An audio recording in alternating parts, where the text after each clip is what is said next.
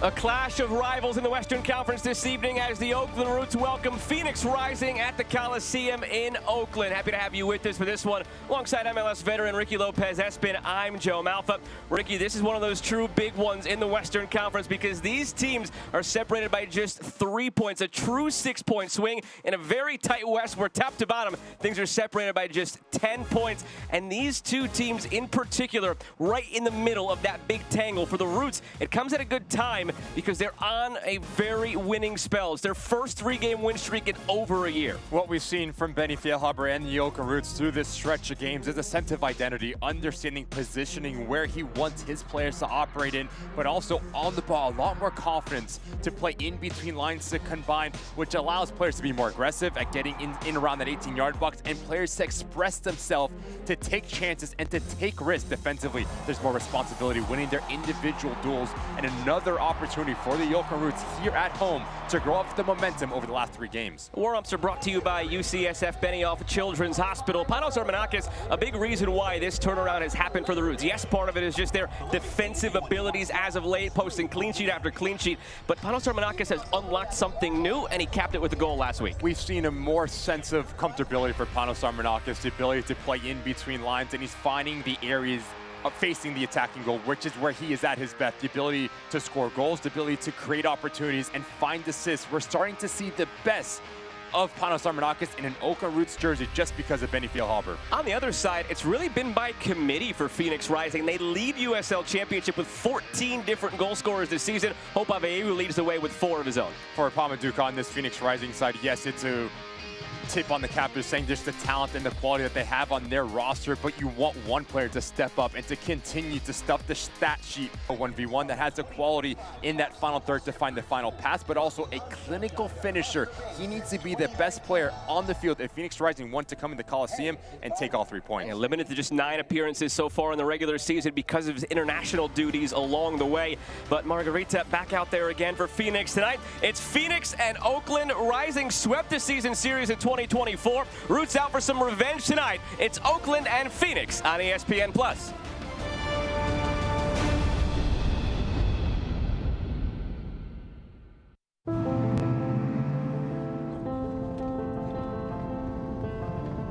Sana, sana. Sana, sana, colita de rana. Sana, sana, colita de rana. Si no sanas hoy, Sanará mañana. Learn about low to no-cost health insurance with Anthem Blue Cross, so you and your family can sana sana. You've earned this, so hold it up high. You might not be related, but you're still family. You don't just give an extra hand. You give your whole heart and a whole lot of muscle. Because it feels good to raise up the community that raised you. You are a fighter, and this is your reward. Medalla, the mark of a fighter.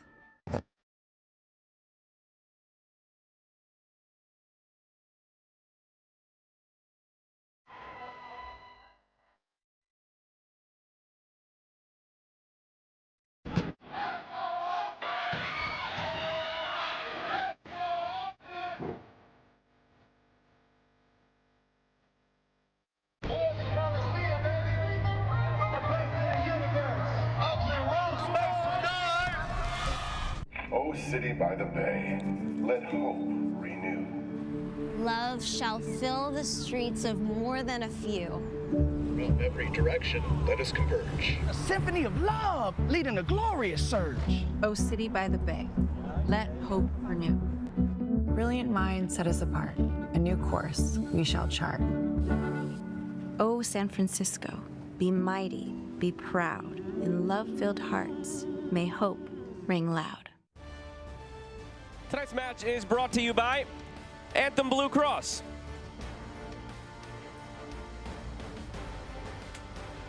Just about set to get things going here at the Coliseum. Let's meet the starting lineups brought to you by Anthem. And we'll begin with Oakland. Benny Feilhaber sends out a very familiar group compared to last week. El Masnavi will play as dual 10s with Panosar Menakis, exactly how we saw the Oakland Roots end last time out in that second half. Gomez and Biero Hunga will be that double pivot, so you're looking for fluidity and ball retention in central locations for the Oakland Roots. On the other side, Pamadou Ka has been tweaking his lineup. He's had to because of injuries and national team duty over the last couple of weeks. This is how it looks tonight. That front three, very expansive, very aggressive. Sako will stay as high as he possibly can, allowing Derek Formella and Margarita to be really direct and vertical in their movement. Avayevo has the freedom to go and search the game and fill in the gaps underneath. It's first time that Formella and Margarita have played together in quite a while, so it pushes Margarita to the right side instead of the left side. We'll see how that works out over the course of the 90. Phoenix going left to right in the red, Oakland right to left in the black and mosaic, and we are ready to get things going here in Oakland. Happy to have you with us this evening alongside Ricky Lopez-Espin. I'm Joe Malfa. A big 6-point swing between two Western Conference rivals.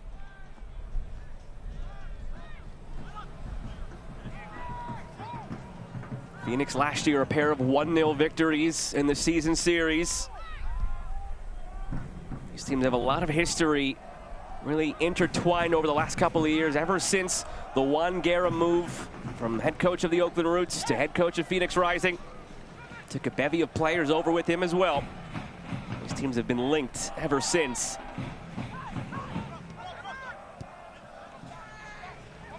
And the flag comes up early on here on Sacco. Very experienced officiating crew led by Joe Dickerson. Almost had to do a double take when we received the match report and saw his name on the list. Joe Dickerson, now a certified FIFA referee. He cut his teeth in USL. This is his first USL Championship game on the whistle since the 2018 final between Phoenix and Louisville. He's full-time MLS international referee as well. He did a couple of games in the group stage in the Gold Cup in charge of the whistle. So he has got on to some very big things. It's his first USL game since the final 7 years ago. The Coliseum brings out the best here, Joe. Absolutely.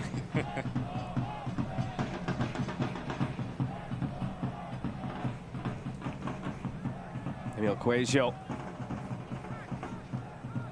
Derek Formella. Good spell he had with the Oakland Roots. Derek Formella. A lot of those ties to that previous iteration of the Roots are really gone now in terms of the coaching staff, in terms of a lot of the players. So coming into a game like this, there's really nobody who has that experience or relationship with Formella anymore, save for Navel Hackshaw. Could not really mention either of these teams without the other for about 2 years there. And it's been a little bit longer than that since Oakland last beat Phoenix, looking to put an end to that this year. Phoenix, as I mentioned, swept last year's season series. They tied both games in 2023. The last time the Roots won was back in September of 2022, a 2-0 win on the road. It's going to be really interesting, especially through the back line for the Oakland Roots. Julian Bravo played the left wing back role, but he's going to be more of a stay-home defender, just trying to negate the transitional movements through Margarita, who's very direct, number 7 on the right-hand side for Phoenix Rising. It's going to be a point of emphasis for the visiting side.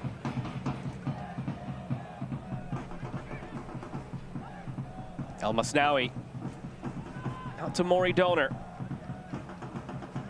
Some contact there, and a free kick goes Oakland's way. El Masnawi playing that ball out wide to Maury Donor. We talked extensively with Benny Feilhaber this week about Ali El Masnawi, a player that has seen a big jump in terms of his role under Benny Feilhaber as compared to the previous regime, and just brimming with confidence now, brings a different look to that Roots midfield. The ability to glide past. Watch out here. Bravo has Wilson in the middle, feeding it that way. Wilson misses it entirely. That is one you want your 9 to finish off. Maybe 10 times out of 10, not just 9 times out of 10. And he didn't make contact with it. Fantastic bit of play for the Oakland Roots. Julian Bravo providing the width, but also providing the quality in this early ball. If you are Peter Wilson, as this ball comes across, you just need to continue your run and make any sort of contact with it. If you do, most likely 1-0 in favor of the Roots. Flicked on to Bravo underneath. Nice turn from Asenge to get out of that pressure. Oakland taking it to Phoenix in the early going here. Asenge playing out of it with Colin Smith. Nice pocket of space to bring the ball forward. Emil Cuejo running past Ali El Masnawi. Come back to him in a moment. A really big conversation with Benny Feilhaber about El Masnawi. Now Phoenix, their first foray forward in a game that both coaches expect to be fluid and open. Both these teams very vertical, very direct in how they like to progress up the field in the attack. We didn't see it last week from Oakland because of how deep Detroit City sat in. We didn't really see it last week for Phoenix against Lexington, and it's a disappointing 1-0 defeat at home in which they did not have a shot on target. But tonight, stylistically, should be fluid, should be end-to-end. Because both teams want to get on the ball, both teams want to play, they want to build out in between lines. So this game is going to be all about who can impose their identity on the opposition and who's cleaner within their technical ability and decision-making, in particular that final third. Expect a really good game of soccer here. Turnover again, El Masnaoui just beyond his reach. Smith clipped through. Margarita, long run to keep it in. Does. Margarita earns a corner. First of the match here for Phoenix. You will see a lot fed his way down the right side. 10th appearance of the regular season, 3 goals. A player that's been in and out, mostly due to international duty. Was with Curacao for World Cup qualifiers in early June, and then with Curacao at the Gold Cup, made 3 starts in Gold Cup play. Have to be really careful if you are Julian Bravo when you elect to step into that middle third, but also when to drop off. Because if you do get caught out of position, Margarita is always going to be the outlet for Phoenix Rising. Quajo in, fumbled by McIntosh, still loose in front, deflected, and they'll get to do it again.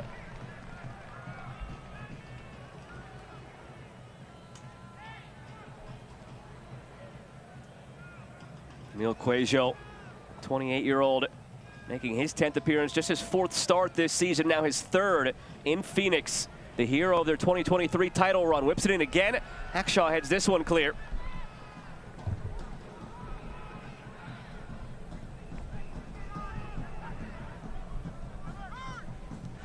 Sion Emmers. Interesting to see how he integrates. Just signed on June 4th, so a little over a month ago. Emmers making just his 2nd start tonight. Almost now he wins it back. And given right back by the Roots carelessly. Really good repress here from Avayevu. Phoenix Rising settling into this game a little bit more with their ball circulation. And notice how aggressive all 10 outfield players are in their positioning. 2 center backs right around that halfway point. Maury Donor calling for it up the right flank, gets it, plenty of room in front of him. Maury Donor with option to the box. Donor tried to square it back for Gomez. Phoenix wins it.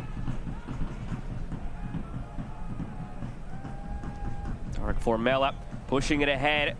Sacco looking through. Margarita stays on side, coming in alone. Jerome Margarita cuts inside. Margarita off the post.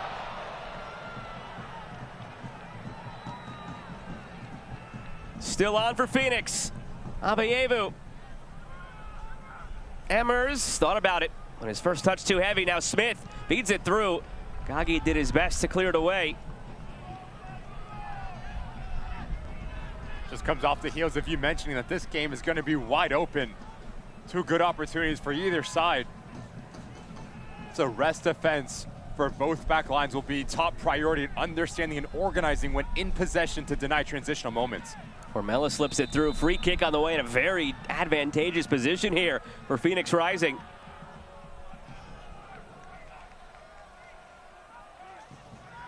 Opportunity here for Phoenix Rising. Notice as Margarita just peels off and he holds his run a little bit, allowing him to stay on side. And now really cleverly uses the momentum in favor to wrong foot Hackshaw and just gets denied by that far post. As Biarahunga gets caught on the wrong side of Sacco, goes down. Dangerous set piece here in favor of Phoenix Rising. McIntosh setting up his wall. Will it be Isan Sacco or Carl Sainty? Seems like Sacco has won this argument. Sainty vacating and Sacco pacing off the steps again. Just 2 goals this season to go with 4 assists in his first professional season in the United States, coming over from France and Switzerland. Sacco just wide. Really difficult distance to beat Kendall McIntosh from that distance. He sees it the whole way. Had to get enough movement to get it up and over the wall, but also have it bending away from the goalkeeper. Selecco does have that quality and trust from Paul Maduka. This game has been so back and forth. I haven't had a chance yet to give you the injury report brought to you by UCSF Health. These two teams both in a pretty good spell of health. The only reported injury, Jurgen Damm, lower body for Oakland. Clean bill of health on the other side for Phoenix. Here is Bravo. Right now starting at that left wing back position that he seems to have won in the eyes of Benny Feilhaber. Advantage played by Joe Dickerson here. Armanakis feeding wide to Donor. Good touch into the box, Maury Donor. Worked back for Armanakis, touch into space. Wasn't sure if he was caught between two minds there. We're looking for a touch to set up a shot or a pass. In the end, given away. Starting to see the relationship continuing to form between Maury Donor and Panos Armanakis. Almost a blind pass from Armanakis, understanding that Donor is going to make that run time after time. So if you are a player in central locations for the Oakland Roots, the way that you receive the ball will set you up for success. Your hips have to be open so that you can play into both sides. Good ball there from Panos. Up, back, and through for Bravo. Bravo bending it ahead, looking again for Wilson. Roots fan, the 2025 Roots jerseys are here, celebrating the return of the Coliseum and legacy of Oakland sports. Fresh look, same Oakland spirit. Don't wait, get yours today. Shop now at shop.oaklandrootssc.com.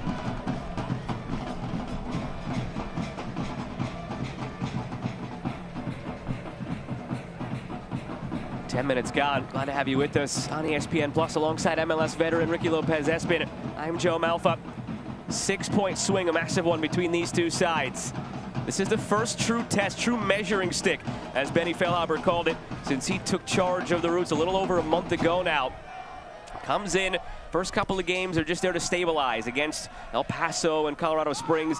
Then it was an interesting quirk where he had a couple of Eastern Conference opponents in a row and a Jägermeister Cup game in there. This is the first time that he's got a game with his feet firmly under him against a team that's right there above them in the standings, a team that is a playoff team at the moment in Phoenix Rising, a team that has won the title in this league, a team that he respects. He was looking forward to it as that true measuring stick. Here's Donor again into the area. Donor goes for a goal, trying to sneak it near post. Rakovsky let it run out for a goal kick. Almost a carbon copy in terms of the tactical awareness and fluidity for the Oakland Roots under Benny Feilhaber. You start on one side of the field, you end on the other, allowing Maury Donor to be really aggressive. Needs a little bit more quality in that final action just to pull the ball a little bit deeper into Peter Wilson, who made a good run from his striker positioning. Remember like 8 minutes ago we were trying to talk Ali El Masnaoui? Yeah, that seems like a long time ago now. This game has not allowed us to catch our breath whatsoever, and it's been a lot of Donor up and down that right side. I promise we'll get to El Masnaoui at some point. That was, I think, one of the key players you wanted to talk about in this game here. And there you go. You have an opportunity now on the free kick to get back to El Masnaoui. We just seen him take a different type of role under Benny Feilhaber because he's a different type of profile in that center of the park. The ability to glide past players with the ball at his feet, but also just feel pressure. And that's the biggest difference that Benny Feilhaber mentioned on our phone call. As you see, the form that we've been under, for the Oakland Roots have been under Benny Feilhaber, the ability to feel pressure for El Masnaoui, to understand the outlets and just create his little bit of space. And he's formed a nice relationship with Panos Armanakis, Gomez, and Bjargo Hunga in that box midfielder for the Oakland Roots. It really stemmed from that first week where Benny Feilhaber took over. He just had a very simple drill set up for the players with a couple players on each side and then a couple of neutrals. And El Masnaoui was one of the neutrals, and just the way he would possess and open up, it just really stuck out to Benny Feilhaber. Knew it was a player he wanted to get into the lineup, and he has been ever since. Here he is, El Masnaoui lining it up, going for goal. Didn't miss it by a whole lot. But that's something that maybe last year or even a few weeks ago he wouldn't have done, was take that touch, take the shot himself, just brimming with confidence at the moment. But also find himself in that position, right, to have the personality to join the attack from a deep lying role. Good pick out from Julian Bravo. Everyone thinks that this ball is going to be pumped into the box. But as El Masnaoui approaches it, his shoulders go back, and that's why it goes up and over the crossbar. And Benny Feilhaber just feels he wasn't used properly under that previous regime. And after that practice where his eyes were really open to El Masnaoui, he asked his technical staff, look, if we play him for 3 or 4 games, what does he project out to? Is he a player with a higher ceiling than the other options, or a player who we really feel we have a pulse on where his ceiling is? And the general consensus was, this kid's got no ceiling. Let's play him. Let's see how it goes. They've been doing that, and it's paid dividends. To think that he is one of, if not the first player on the team sheet for Benny Feilhaber, especially right next to Biara Hunga, who will play a little bit deeper underneath Armanakis and Danny Gomez. Senge. Give it away. Gomez steps through. Too long for Armanakis. Given away by Braxton Montgomery. Young player on the other side for Phoenix Rising, the 18-year-old, still on an academy contract, making his 12th start this season. Has been one of the anchors at center back for Phoenix, and what is regarded as sort of a rebuilding year under Pamadou Ka, playing a lot of the young players, building a foundation, setting the culture. The biggest and most pleasant surprise he noted in our conversation was Braxton Montgomery, someone they didn't really expect to play much, let alone be a key starter for them on that back line. And again, still on an academy contract, committed to Northern Illinois, where as of now he's slated to go in the fall. That can change. We know this is the time of the year where a lot of these players who have started to have success at the pro level decide, all right, do I want to sign a pro contract? Do I want to still go on to college? And we'll find out soon enough. Margarita slips it through. Played back by Emmers. Almost now he cuts it out. Cleared though up the middle. Give it away. Release from distance. McIntosh watches it wide.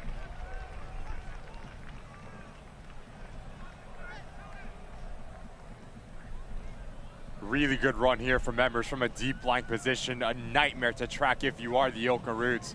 You talk about LMS now, not only in possession, but out of possession as well, dropping down and just cutting down the angle of this cutback.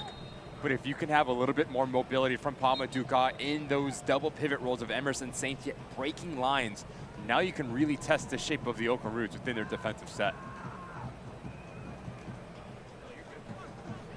Wilson holding up the play. Senge working it all the way back to Rakovsky. Experienced goalkeeper. He's been with Rising the last couple of years as the understudy to Rocco Rios Novo. Rakovsky thrust back into the starting role. He was the starter for Orange County back in 2021 when they lifted the trophy. 32-year-old German keeper.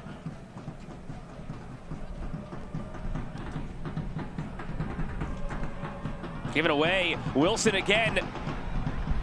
Wilson going for goal, drags it wide. Couple of upset teammates around him who really wanted that ball. Armanakis, Elmasnawi, and Gomez all were in really good positions. Yeah, you have three real options if you are Peter Wilson here, and he's looking at the video board right now. Needs more quality from that distance. Does well to be patient. It opens up his shooting window. At the very least, you need to put this on target and make Rakovsky make a save.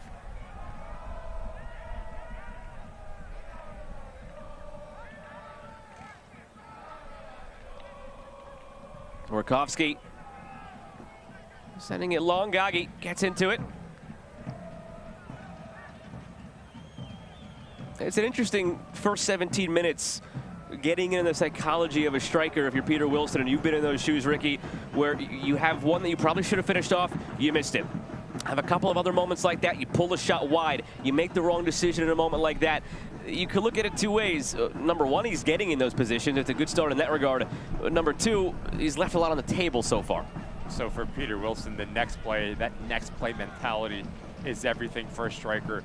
That when you do get in those areas of the field, you just need to slow yourself down and making the right decision and going back to the simple and basic stuff.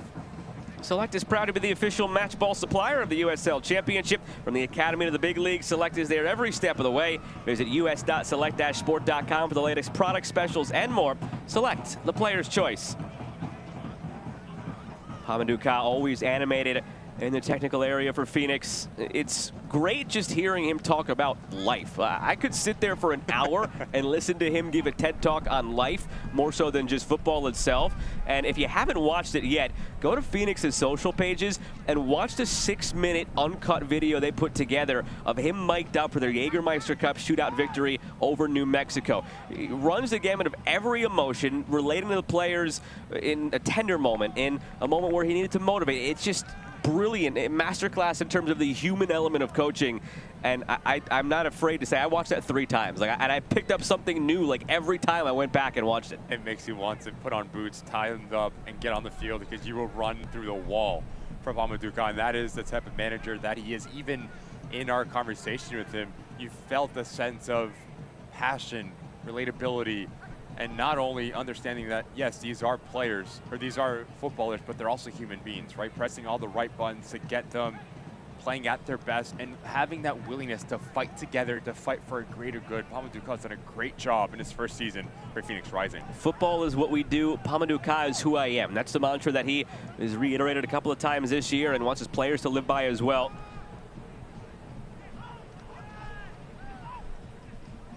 Hammers.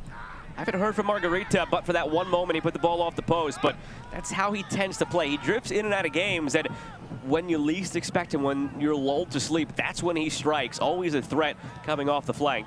So if you are the Oakland Roots, in particular, this left side of your backline communication, at always understanding where Margarita is within his movement. If Bravo steps up, Hackshaw needs to rotate over, and that is going to be the way that you can really blank a talented player. Good run from Maury Donor here. Ball gets there from Peter Wilson. Had to slow down, though, to retrieve it, Maury Donor. Formella had a chance to recover because of it. Good physical play between the two, and it yields a corner for the Roots. It's their first corner of the evening, powered by Ava Community Energy. If you are Peter Wilson, you need to play this ball out in front of Maury Donor just to let him to run onto it. As you play his feet, now it gets caught underneath him. From Dylan Fermera doing a good job at just dropping down and doing his defensive duties. Good opportunity here for Panos Armanakis just to really cause some chaos within the goal of Prokowski and this Phoenix Rising back line. Donor off the short corner routine. Donor for Wilson just over his head.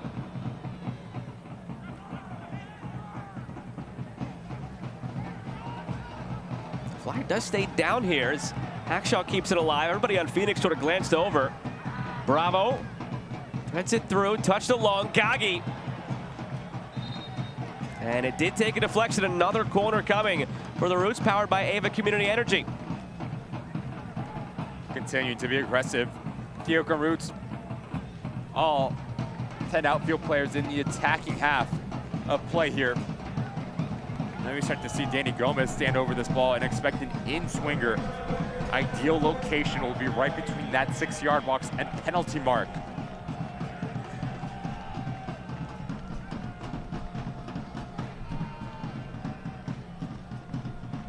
Now from the corner again, but into a dangerous area.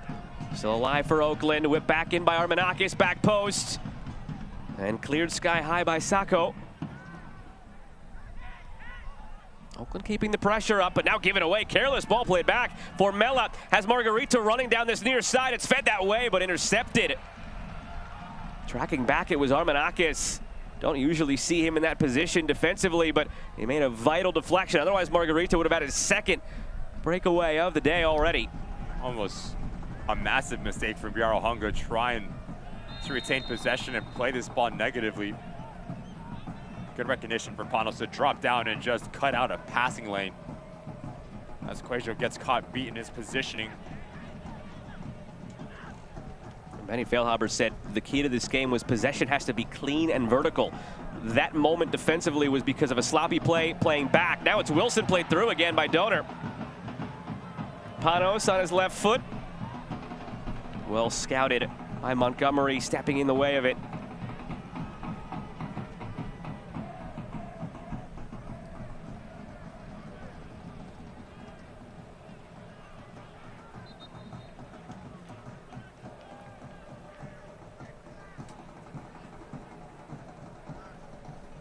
USL on CBS kicks off July with a showdown in the Championship Eastern Conference. Last season's runner-up, Rhode Island, takes on Northeast rival Hartford Athletic. That is coming up on the 19th. That is a week from today at 4 Eastern on CBS.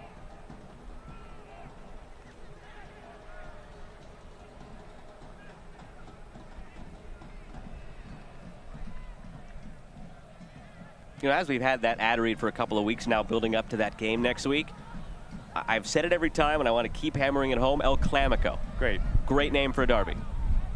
I'm for it. It might be my favorite name for a derby officially in USL Championship. And now, it's got a long way to go before it's one of the best rivalries in the league. The seeds could be planted, and I feel like a lot of them start with having a good name. They've got the name part crossed off. Now we need some big games and some big moments to get it there. What do you think ranks number 2? In terms of a name? Name. Oh, I'll probably just Lipa FC with Louisville and Indy. I suppose. Still don't understand what it, or know what it stands for, but.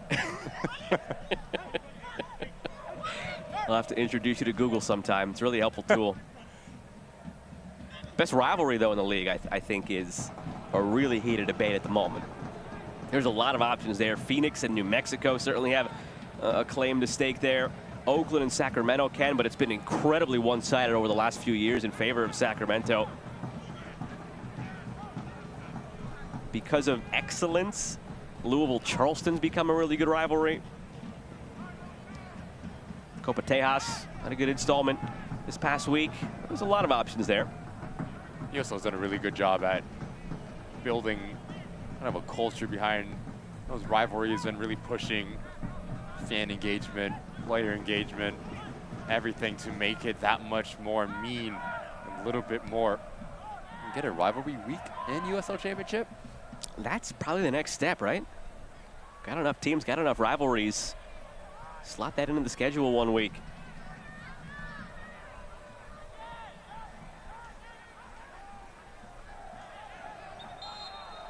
Oh, here's something you don't see often. Foul throw.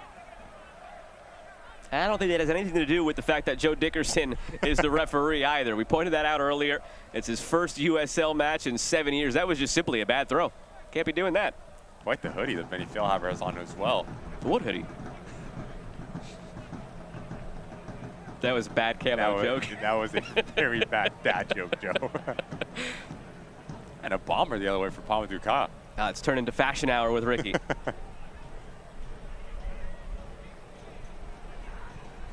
McIntosh. Good ball. Armanakis up for Gomez. Poor touch, but he has an outlet here through Bravo. Julian Bravo taking it end line, feeding it through. It's there for Donor! Maury Donor continues to score for the Oakland Roots.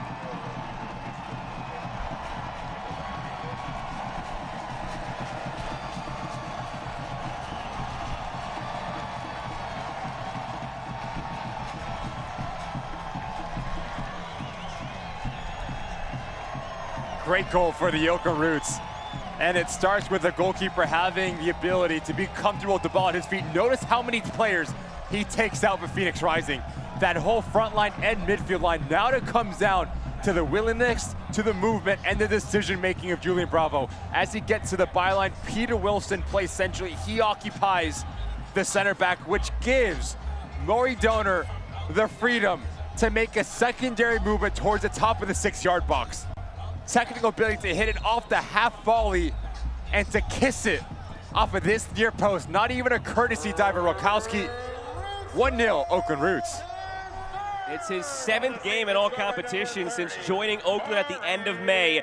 It's his 3rd official goal. He's also created a pair of own goals and has an assist. So Maury Donor has maybe been under the radar one of the most important and impactful acquisitions across USL Championship over the last month and a half, and he is not showing any signs of slowing down. Now rising back the other way, looking for that response.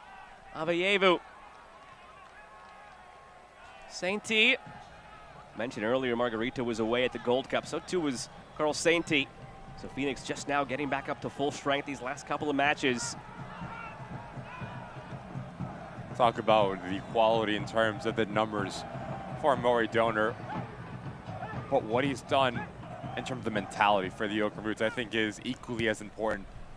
The countless runs that he continues to make to apply real pressure on oppositions. How many times have we seen him bomb up and down that right-hand side when he gets the ball, when he doesn't get the ball? It continues to be an option, and that is really infectious for the Oakland Roots to build off of his energy, his mentality, and he's not only done well at creating opportunities and now scoring goals, but just being a leader for the Oakland Roots. Great midseason addition. Crucial portion of the game here for Phoenix in terms of the response. I'm chatting with Pamadou Ka about the loss last time out against Lexington. He said it was simple. You don't play well, you don't win. There's no hocus pocus to it. Bad giveaway here out of the back by Kendall McIntosh. Over the top, Sacco waiting for it. Kagi, overhead kick, and now cleared by Bravo. But now in this position for Phoenix, they had the moment earlier where they had the shot off the post, but can you respond? Can you create more chances? Can you hold tight defensively where, as of late, they've had some issues leaking some goals. They gave up 4 against Texoma, a League One team, in their Jägermeister Cup match a couple of matches back, so they've had a couple of issues with leaking goals. They're not scoring enough the last couple of games on the attacking end. Important stretch coming up here. Cannot let momentum start to grow in favor of the Oakland Roots and let 1 goal turn into 2. Well, I agree with you. The next 5 minutes just to take the game away from the Roots, utmost important for Phoenix Rising to gain that confidence again, and it starts with Sainty and Emmers, the double pivot, just to slow the game down and connect their passes to get in a rhythm. He's happy with the foundation they've built and the culture they've built at the halfway mark. Pamadou Kop says we're a good team, and the next step is just becoming a better team, and a lot of that comes to the key moments and finishing off games and responding in big moments. Some more adversity thrown their way here on the road, where they've been better, though, on the road this year. That has not been an issue for them coming away from home.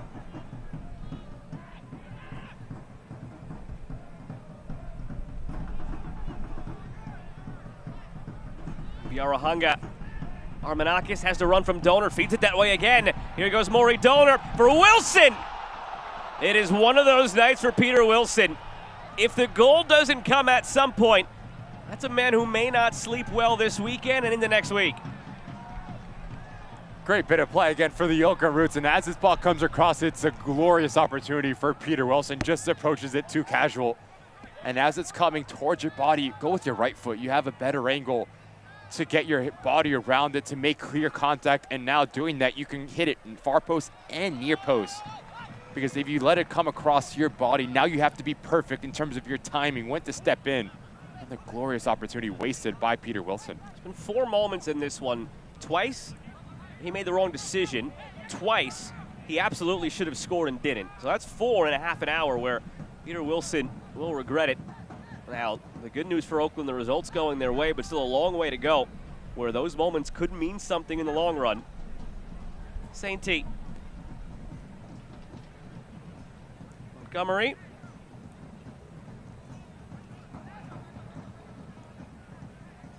Lion's share of possession at this point going Phoenix's way. 63% thus far. No shot on target, though, to show for it, though they do have one off the post earlier. And one of the keys for Benny Feilhaber, or the key for Benny Feilhaber coming to the game, like you alluded to, Joe, is playing vertical possession at breaking lines. How did they score their opening goal? A ball from Kendall McIntosh that breaks 2 lines. And the ball gets stuck into the back of the net by Maury Donor. That last opportunity, Panos Armanakis breaks the line with the run of Maury Donor. So it does seem like Benny Feilhaber knows what he's talking about. I would say. Given away, though, again by the Roots. Sacco has Margarita, feeds it that way. Gerald Margarita, first touch failed him, chipping it toward the back post, and McIntosh barreled into. The foul is called against Phoenix here. McIntosh laid out in his goal. The yellow card shown.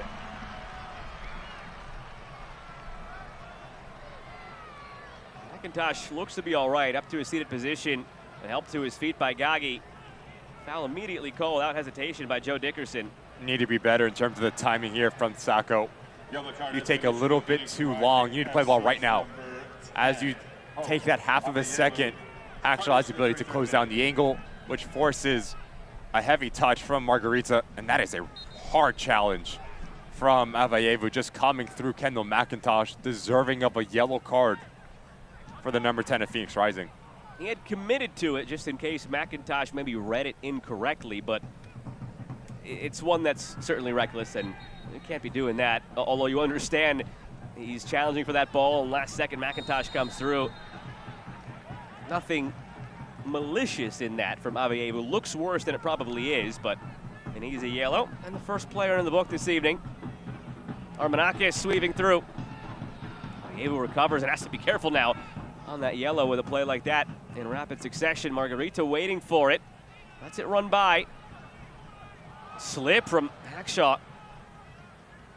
Gerald Margarita. Very tricky on the ball. Crafty player out for a corner. You had a conversation with a colleague in the league, and there's a coach in the league who thinks Gerald Margarita is arguably the best player in the league. That's a conversation that's starting to go around a bit. Just from a pure talent standpoint, it's really hard to argue that. There's a ton of talent across this league, but individual raw talent, what he's doing for club, what he's doing for country, Margarita's first in line maybe in that conversation at 25 years of age. Towards the top of the list, certainly in 1v1 ability. Right, the ability to put his defender on skates, left foot, right foot. But in saying that, production is going to be the end-all, be-all for any attacking player. You need more goals, you need more assists for Margarita to match the talent, because the talent is certainly there for the winger for Phoenix Rising. Plenty of players around the league, to your point, beating him for production right now. But just simply talking ability, if there's anybody ahead of him, it's a very short list.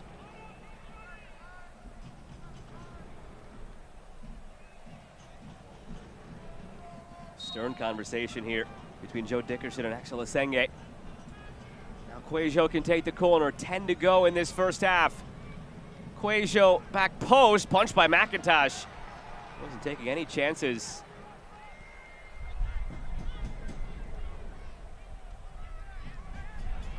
Intercepted by Gomez. Yarahanga looking upfield.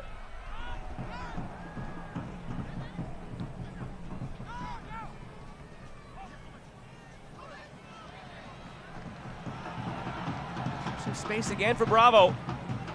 Wilson starting to inch forward. Bravo cuts in field. Bravo, El Masnawi jousting for it. And a foul goes against the Roots.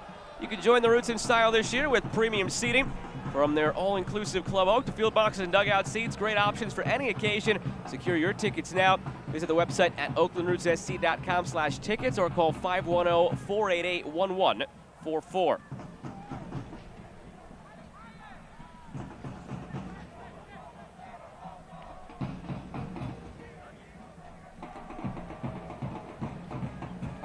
Long way to go still in this one for Phoenix Rising. Can their attack make a reemergence here? We had that 5-goal showing in Jägermeister Cup against Texoma. That was 2 matches ago. But on either side of that outburst in Jägermeister Cup, it's been a struggle in league play. Avayevu trying to change that right here. Rises over the bar, out for a goal kick. We've seen 2 really good opportunities for Phoenix Rising just come off the heels of a movement from a player from a deep blank position. It was Emmers moments ago. Now it's Avayevu just trying to ride the challenge of Yarahanga. As he approaches the ball, just loses his balance a little bit, and that's why you see it go up and over. The last 3 games for Phoenix in league play, so excluding that 5-goal showing in the Jägermeister Cup, they were held without a shot on target last week in the 1-0 loss against Lexington. They posted just 1 goal in the 4-1 loss against Charleston, 1 goal in the 1-1 draw against FC Tulsa. For a team that is tied for the most goals in the Western Conference and top 5 in the league overall, with the most unique goal scorers, as we showed you earlier, 14 different players with a goal this season. They've not been hurting for offense throughout the year. Maybe entering a little bit of a dry spell here. Some of it bad luck. Think back to that post that was hit earlier in this game by Margarita. At some point, though, need to take matters into their own hands and reverse some of that poor luck.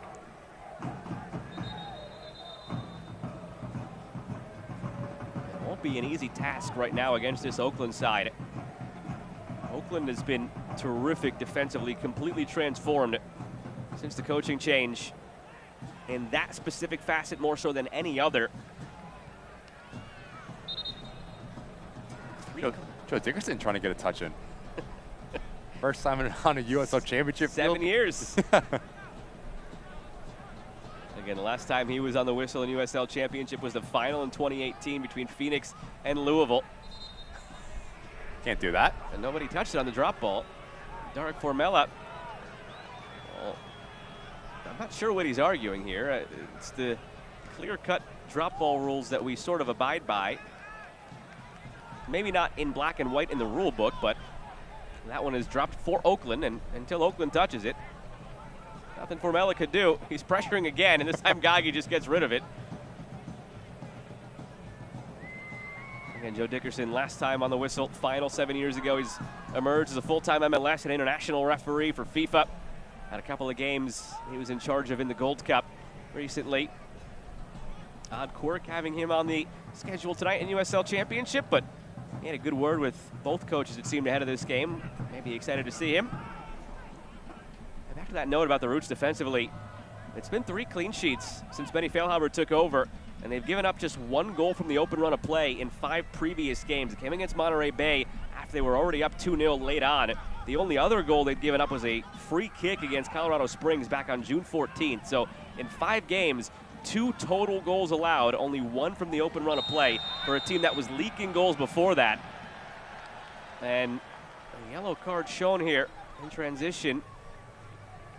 Emmers on the wrong side of it this time. That's exactly what Benny Feilhaber described the best attribute of El Masnaoui. With the ball at his feet, just the ability to feel where the pressure's coming. Really clever at the last second, just dashes across Emmers, and he creates a contact in doing that. Gives Emmers a yellow card. Now 2 out of the 3 players essentially for Phoenix Rising in the book.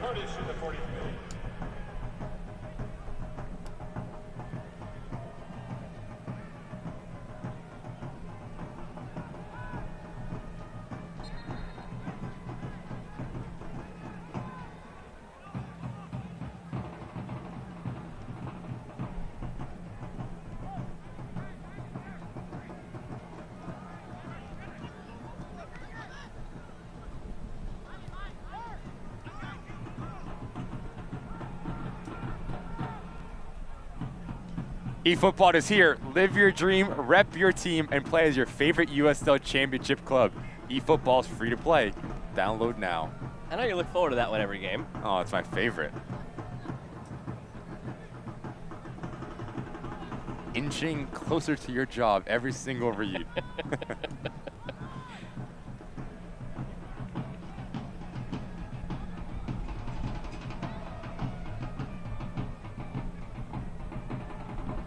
Keeping me on my toes, or is it more of an equal spread of work since I do a lot of the heavy lifting around here? We're teammates, Joe. In it together till the end. Asenge. Margarita dropping in deeper to find the game a bit because it hasn't really found him as of late, trying to slip it through for Sacco. It feels once Phoenix start having those guys click that they could be off to the races in the attack. The only problem is Margarita very much seems to factor into the plans for Curacao, and he's got another batch of World Cup qualifying coming in the fall. Look out, given away on that back line. 2v1 emerging. Armanakis looking for Wilson. Touch takes him wide. Offside flag comes up, but another careless giveaway at the back by Rising.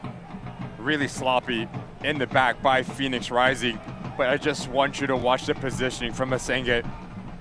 As it's a 2v1 defensively, he needs to split the difference, and that is what causes a little bit of confusion between Armanakis and Peter Wilson. It's fantastic emergency defending. Weaving through down this left side. Not a bad effort. Sacco again. Again, it feels like once Margarita and Sacco get going, they can be incredibly dangerous, but when Curacao gets to that next phase of World Cup qualifying, you may be having Margarita miss 7 to 10 days here and there in September, October, and November. That's exactly what we mentioned in the open. You need more secondary scoring for Phoenix Rising. Avayev is leading your goal scoring tally with only 4 on the season. Again, there's just too much talent for Phoenix Rising to only find the back of the net 24 times this season.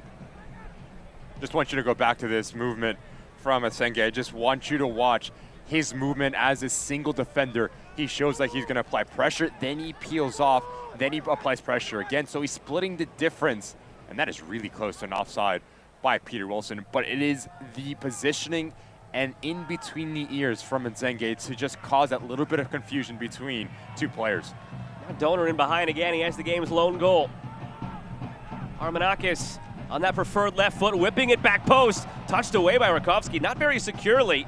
And waiting on it too long, Margarita Hackshaw puts a charge into it, blocked. There's been a lot of those moments where they've just switched off, and again here Phoenix almost giving it away.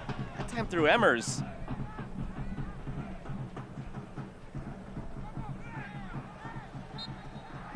Foul goes against the Roots.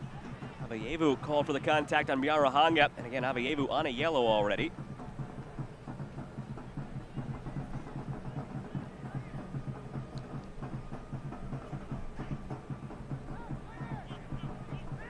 just late. Abeyevu, bit too casual from the number 10 of Phoenix Rising. Biarahonga doing a good job at winning the body position in that battle. Final minute of this first half. Sako wanted a foul called against Kai Green as those two cross each other's paths. Didn't seem like a lot in that. Almost as if their feet got tangled. Sako was claiming he was pulled, though, from between the numbers by Kai Green. In any event, we carry on.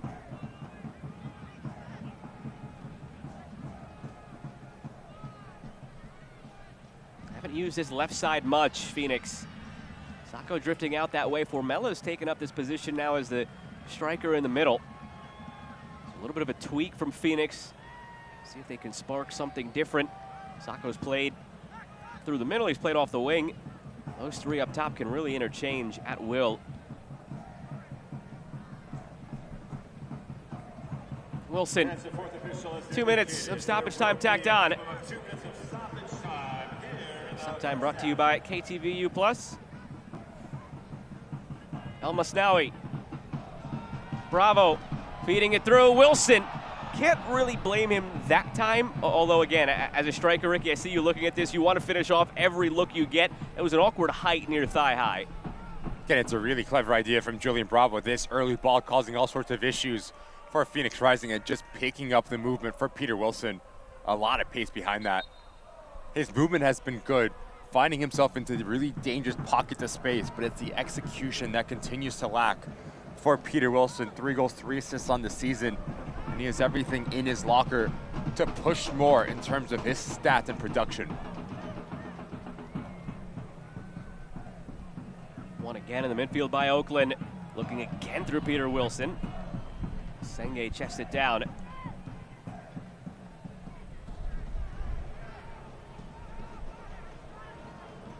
Phoenix looked the more dangerous of the two sides early.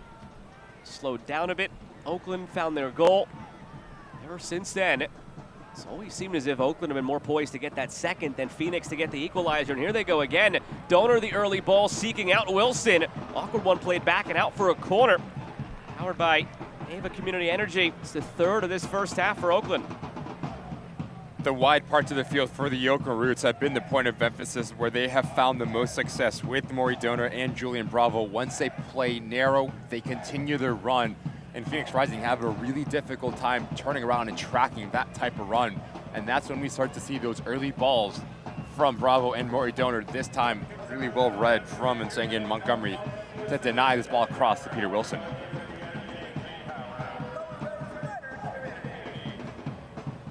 Armanakis clips it.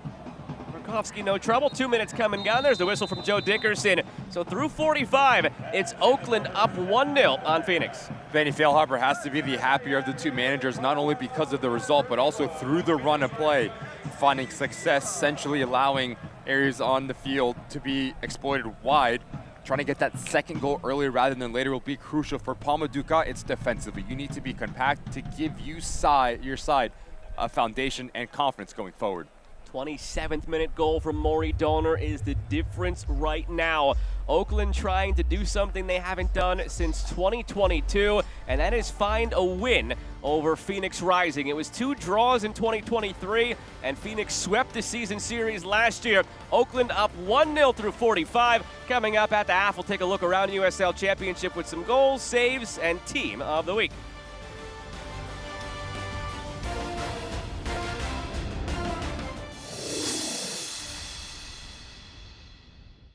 Eating a balanced diet and being physically active are 2 of the most important things that you can do to be healthy at any age. Fruits, vegetables, and lean proteins can help control your weight and prevent heart disease, diabetes, and cancer. Regular exercise can help boost your mood, digestion, and sleep. That's why Anthem Blue Cross and Oakland Roots encourage you to eat right and get active. For additional healthy tips, visit oaklandrootssc.com/anthem. You've earned this, so hold it up high.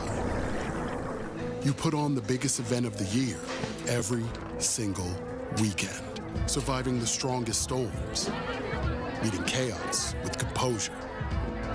You roll up your sleeves to roll out the red carpet. Because the end of the night for you is the beginning of the rest of their lives. You are a fighter, and this is your reward. Modelo, the mark of a fighter. O city by the bay, let hope renew. Love shall fill the streets of more than a few. From every direction, let us converge. A symphony of love leading a glorious surge. O city by the bay, let hope renew. Brilliant minds set us apart. A new course we shall chart. O San Francisco, be mighty, be proud. In love-filled hearts, may hope ring loud.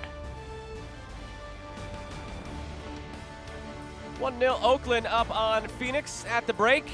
A couple of Oakland Roots found their way into the team of the week this past week, and the way the first 45 minutes have gone, it could be something we see again in the coming week. A trio of Roots, Armanakis, El Masnawi, and Gagi. Starting to get the best out of the individual Benny Fjellhaber is, and as a result of that, 3 players getting the recognition that they deserve. Juanfilio has been a really good, important piece for Miami FC, who drew 1-1 against Adedokun and Lexington. Robbie Mertz starting to come into his own, and Pittsburgh making a run over the last couple games for Bob Lilly, and Russell Cicerone continuing to be a star for Sacramento. There's your team of the week. Let's take a look at the goals and saves of the week as well.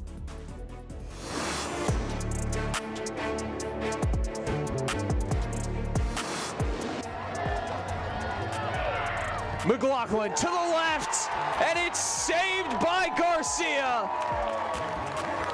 An early dive and steady hands.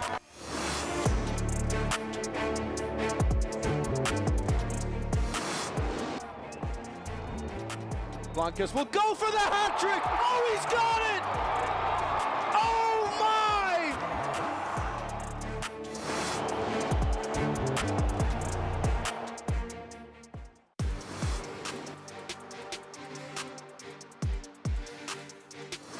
And now it's Formella. Formella pressed ahead.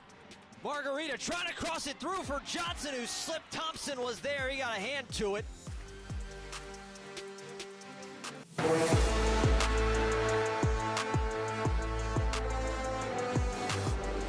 Change the narrative. Things like this could help. Oh, and that's a marvelous finish. The awareness to just knock this ball down and settle it for Noah Fuson.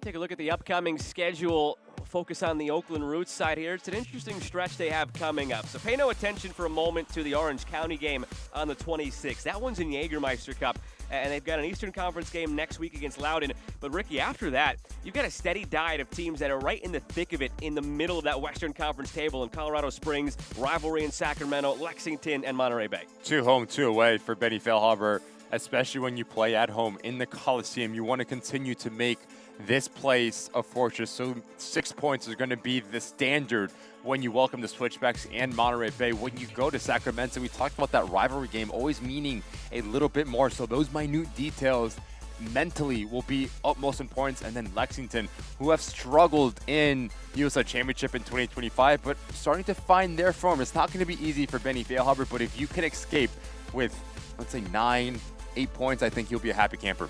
Well, the supporters have been happy so far here this evening. And speaking of supporters, the experience presented by El Jimador Spiked Bebidas is a video docuseries that shows the history, passion, and community of USL clubs and their supporter groups. The latest episode showcases Rhode Island FC and their support group Defiance 1636. It is available on youtube.com/USL on July 17th. We want to be the loudest people around. We want you to hear where we are at. Oh, what a goal! No one thought we would do what we did against Louisville. We were hot, we were clicking, we were scoring goals. Even after the whistle blew and they were champions, forget about it. Raise your scarves. We kept playing. I don't think I've heard a louder scream from a group of people than we did that night. That's the important thing about this group. They never stop loving their team.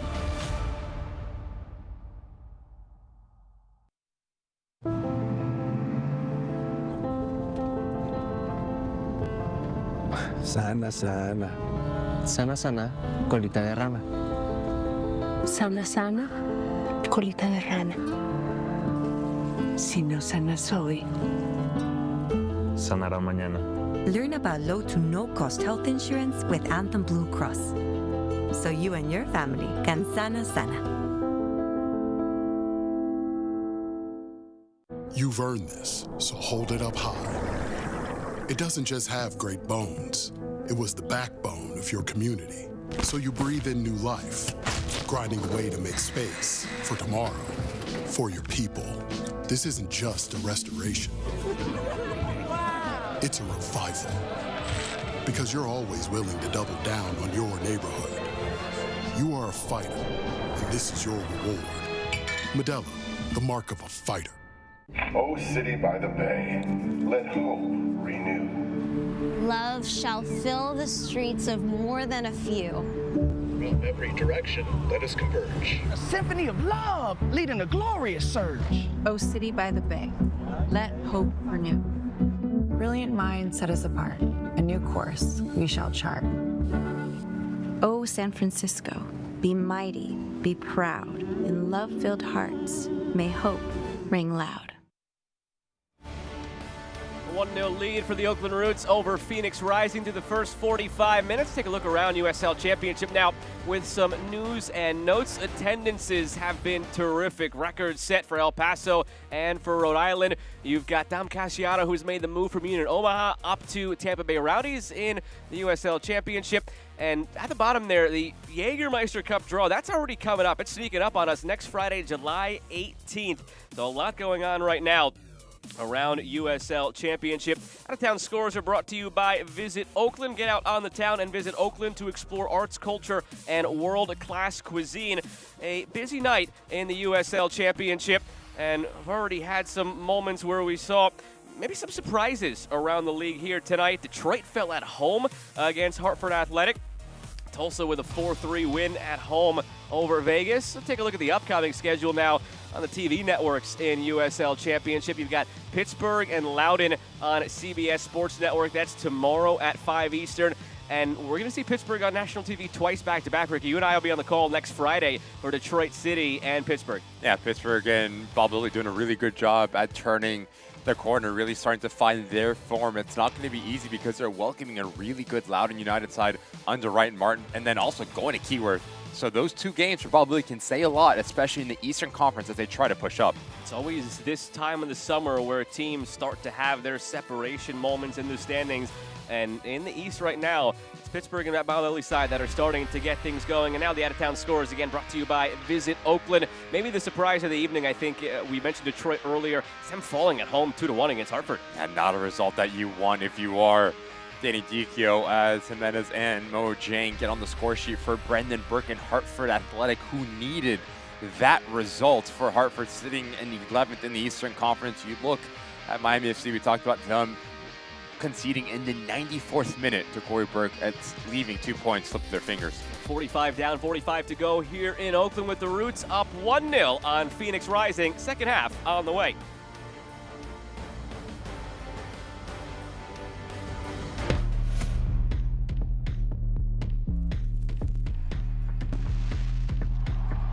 Dazzling goal for 20,000 to witness a jubilation. The back post, headed home! Ilya Alexeyev in his debut for the Roots.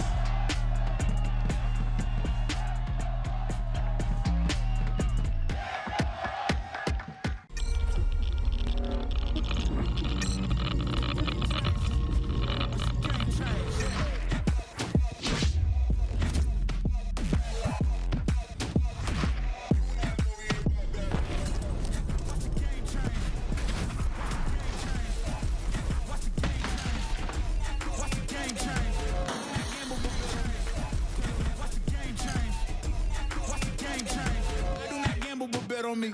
Tell them this like it. Wait, come back! Wait, come back, I need more help.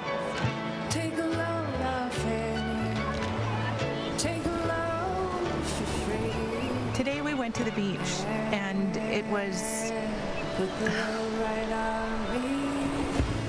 totally worth it. Stay 3 3 nights this summer at Best Western and get $50 off a future stay. What makes Crystal Geyser Alpine Spring Water unique? It's our commitment to making our bottles from at least 50% recycled plastic. In fact, Crystal Geyser is the only beverage company in the U.S. to exclusively own and operate 2 plastic recycling facilities. And you can help us make an impact too by always remembering to recycle your bottles. Crystal Geyser Alpine Spring Water. Simple, but not easy.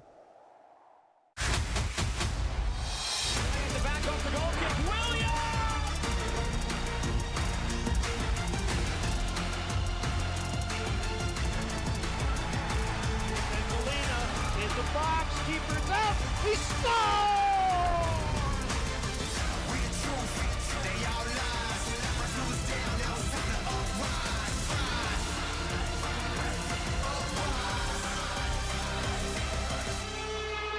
It turns out Oakland sports fans won't have to wait long to catch another game at the Oakland Coliseum.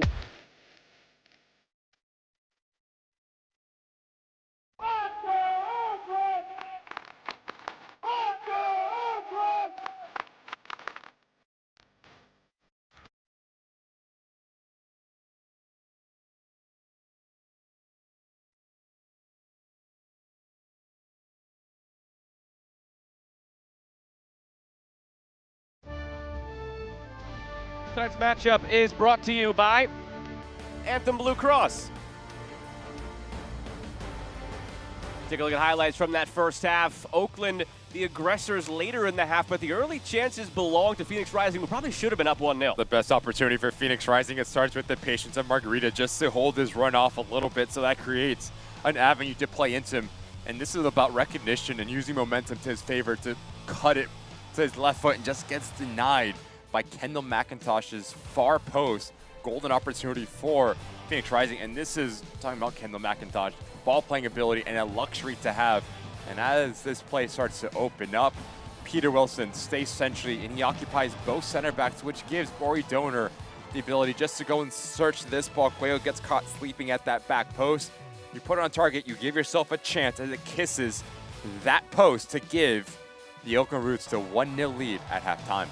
And it's a very important goal right now in the grand scheme of things in the Western Conference. Coming into the day, you had a Phoenix Rising team that was sitting in 7th place, an Oakland Roots team that was sitting in 11th.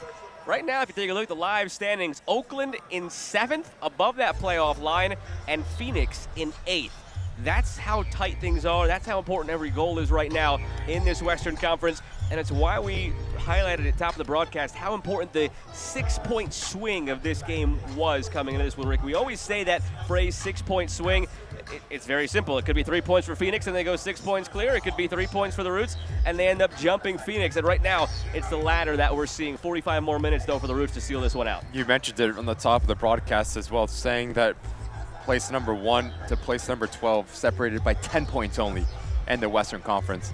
So it just tells you how important every single point matters when you're playing against a conference rival. A couple of changes here out of the gate as well in this second half on the Roots side. Jose Sinisterra replacing Peter Wilson.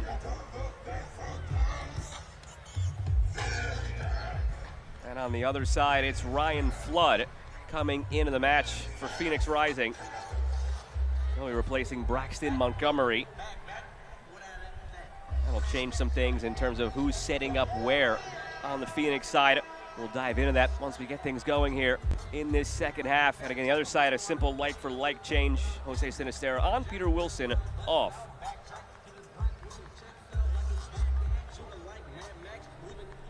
Oakland left to right in the black and mosaic. Phoenix right to left in the red tops, white bottoms. Joe Dickerson once again in the yellow to send us on our way here in half number 2. Glad to have you with us this evening on ESPN Plus. Alongside MLS veteran Ricky Lopez-Espin, I'm Joe Malfa.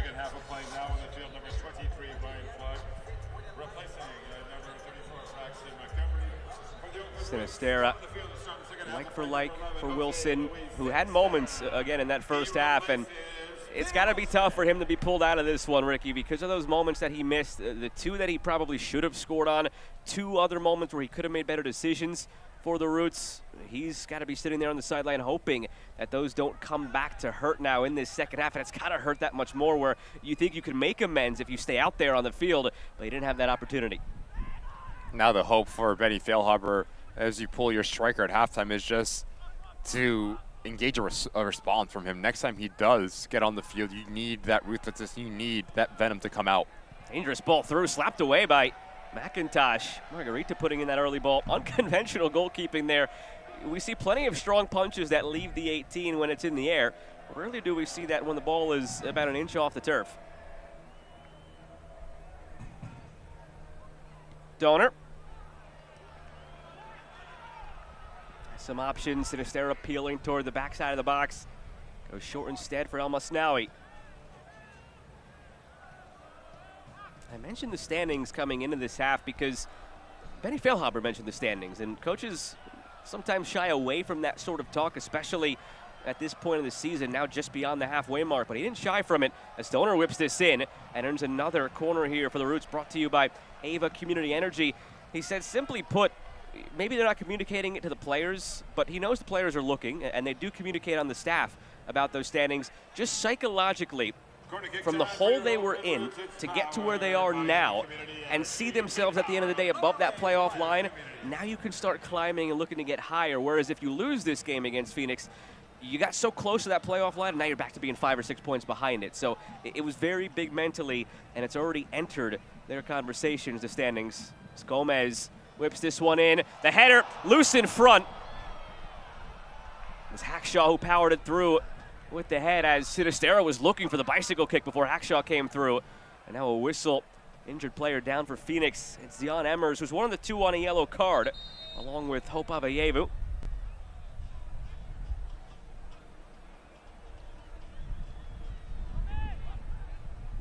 This is a great ball in from Danny Gomez, and Hackshaw sees it the whole way.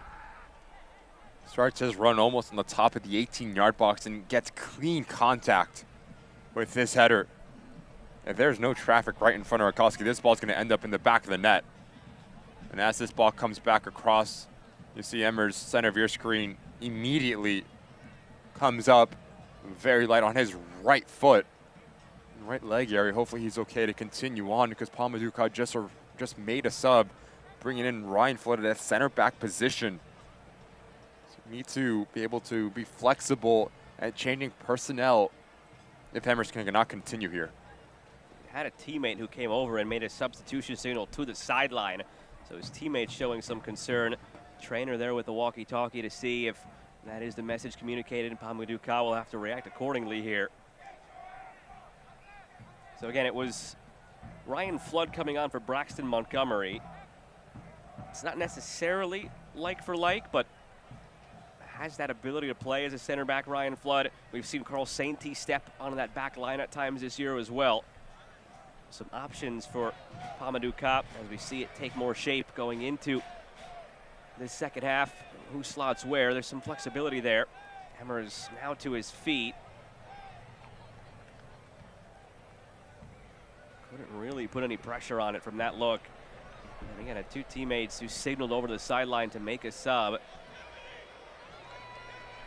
Trying here with the trainer to see if he can keep it going. Just his second start for Phoenix, 5th appearance overall.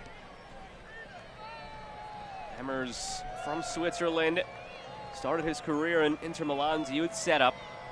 3 years with their first team roster at Inter Milan, but no appearances. Went out on a couple of different loans within Italy, Belgium, and the Netherlands, and it doesn't look like he'll be able to continue here. It's another key player that, as he integrates, he's only been here for 5 weeks, they feel can really be a difference maker for Phoenix, but now the concern is injury, as he's gingerly helped off, and Charlie Dennis will make his way onto the field. Another former member of the Oakland Roots, had a pit stop in Tampa Bay in between. And as Dennis takes the field here, it'll be a milestone. First couple of years of his career spent in USL League One, joined Oakland in 2022. And this is now his 4th full season in USL Championship. And as he takes the field, this is appearance number 100 in the USL Championship, a milestone tonight for Charlie Dennis.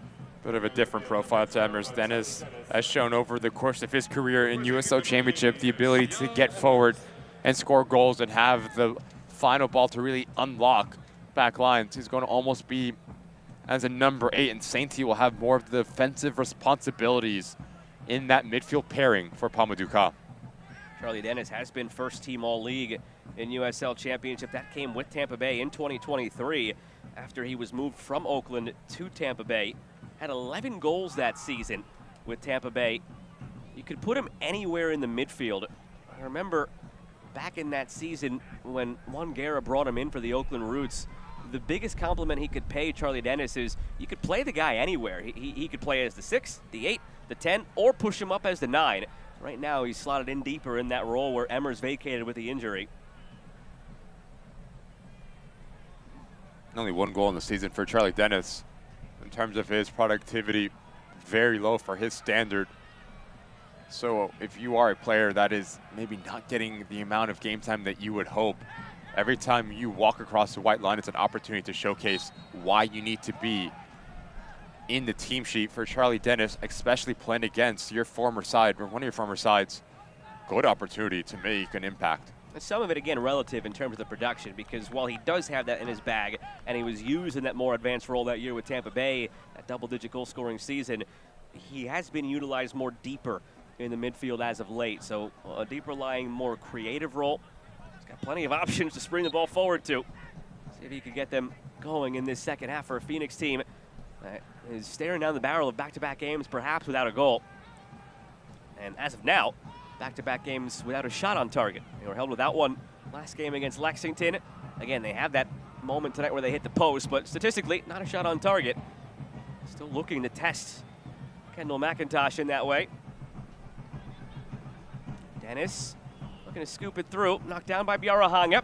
Played over the top, looking for Sinistera. Senge there every step of the way. Sinistera drops it back for Gomez. Talk about the versatility for Charlie Dennis. It's also there for Danny Gomez for Oakland. Good conversation with Benny Feilhaber about him this week.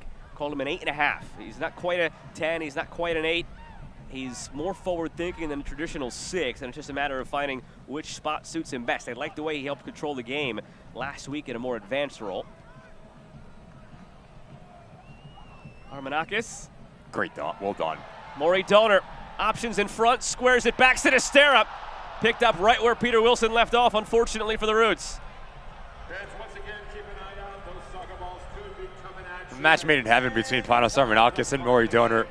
Just the understanding between the two. Watch this little dummy right here for Panos, just to get both players biting, allowing Maury Donor. But I want you to the left side of your screen, Sinistera, understanding the back line of Phoenix Rising. They're retreating, so where's the space on the cutback?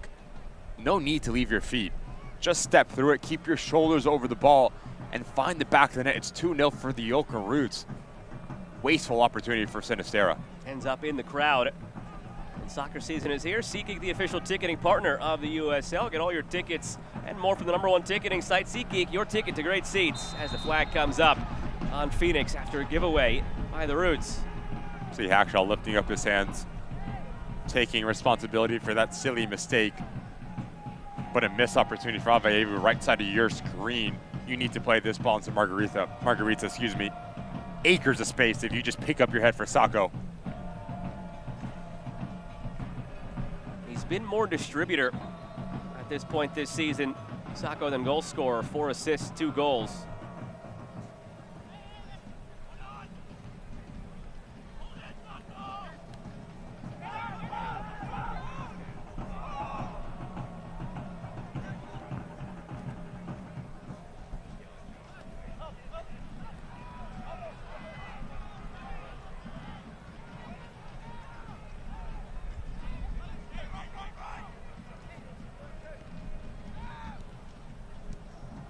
What do you think it takes for Phoenix to get Sacco going a bit more? Another dangerous back pass here. Come back to that in a second. Formella charging. Throw coming for Phoenix. Sacco, a player with a great pedigree. Pamaduka, said a player with grit, technically gifted, just entering his prime. Had success in France and Switzerland. Can they get him going? Dennis feeds it across for Smith. Back to Sacco in a moment. Smith chipping it. Sacco waiting for it. The header on cue. Saved by McIntosh. Is it over the line? Referees say no. Sacco rising to the occasion on cue, but denied by McIntosh on their first shot on target of the evening. Just off the heels of you bringing him into conversation as well, Joe. Great header, even better save for Kendall McIntosh. The other way, El Masnaoui. Wrong side from El Masnaoui, looking for Sinisterra. No way to tell if that one officially crossed the line. No VAR, no goal line technology. Call made is the call that stands. The good thing there for the Roots, the good news I should say rather, is McIntosh put his body between the ball and the assistant referee, so there's no way the assistant referee would have been able to see from that vantage point. Get you a look at that next opportunity. But whether or not it did or didn't cross, there's nothing you could ask of the assistant referee. McIntosh completely blocking the view of the ball. You can't just guess on that one. Header away from Rakovsky.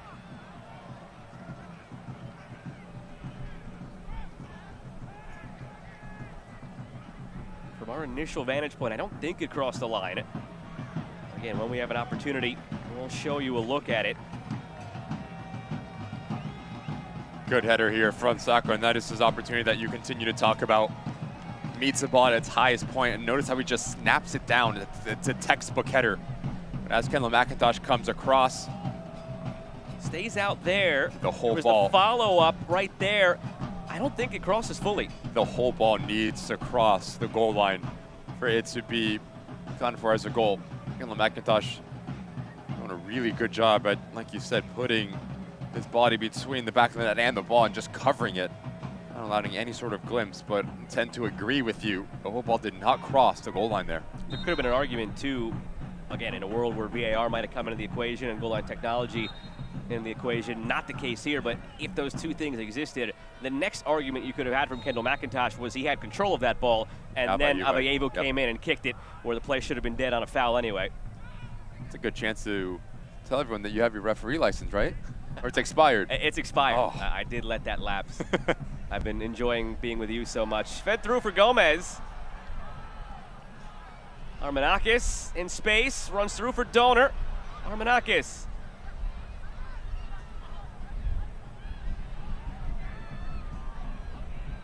Those two are really forming a comfortable chemistry. Donor trying to squeak his way through, goes down a bit easy. Abayevu. Good ball into space here for Dennis to pull the strings. Margarita, Sacco already calling for it. Left hand up, down here. Dennis gets it that way. Flag stays down. He's on Sacco. End line, Sacco squares it. Looking for Margarita just behind his partner up top. Need to be really careful if you are the Yoka Roots. In particular, Biarohanga and El Masnaoui, you cannot afford to get caught on one side of the field and have one pass just open up the field in favor of Phoenix Rising. Nearly finding the equalizer with this good action at Charlie Dennis at the thick of everything. I'll say his name and he appears, starting to talk about Sacco, and all of a sudden starting to pop up more now for Phoenix Rising.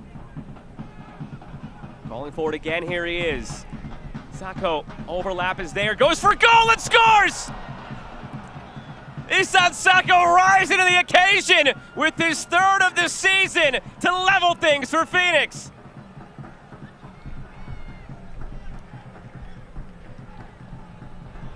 Good bit of play for Phoenix Rising, who are quickly starting to find their rhythm and find success when playing in between lines. As the ball comes back across, continues to circulate. I just want you to watch the patience from Sacco here. That little lift of the foot affords him to come centrally, open up the window. Great look from our team. The movement, the bend, and the dip on this strike to beat Kendall McIntosh. Just felt like a matter of time. Always talk about the broadcaster's jinx. Do we ever get credit, Ricky, when it goes the other way, that we start talking about Sacco and he has that moment of magic for Phoenix Rising? And now they have the momentum. Hamadou Kap ushering them up the field. Margarita, not Not the ball he was hoping for. Thumbs up nonetheless from Sacco. That's in his bag. 9 goals, 7 assists in the season and a half he spent in Switzerland's second tier. Isan Sacco. That was before coming over in January to Phoenix Rising. He spent his time in France almost equally split among the top 3 flights. Over 40 appearances in Ligue 1, nearly as many with 6 goals in League Two. And then the bulk of his time spent in the 3rd division, 45 appearances, 12 goals and 5 assists in France's 3rd tier. Now looking for another one for Phoenix. Played his way at the back post, Sacco almost.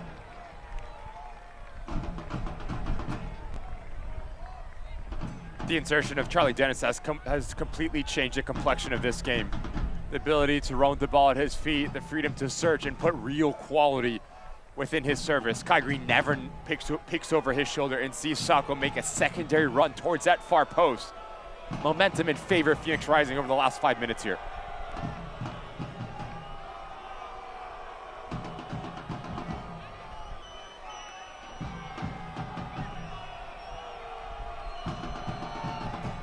Curled in, not the best effort for Margarita.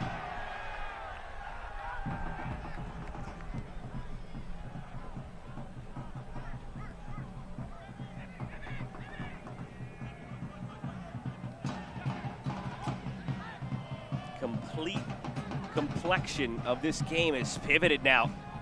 Phoenix tails up. Oakland weathering the storm.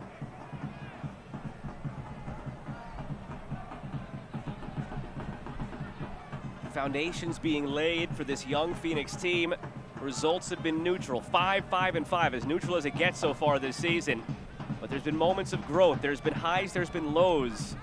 Here on the road against a team that, for the moment at halftime, with the 1-0 lead, overtook them in the standings. How do you respond? From there you see a player injured, Emmers, in the opening moment of the second half that leads to another sub, and Charlie Dennis. He comes on, impacts the game, now it's 1-1. Now they're looking for more. I think you see 2 teams that have the potential to push up the Western Conference with very young managers at the core of it. Still trying to figure out their identity and really find their rhythm and footing in USL Championship, but the glimpses are there. How good the Oakland Roots can be, how good Phoenix Rising can be, and all the pieces are starting to come into play. You're looking for consistency within the roster and understanding the relationships starting to flourish, but also consistency within the results. Now from the free kick, headed away by Navel Hackshaw.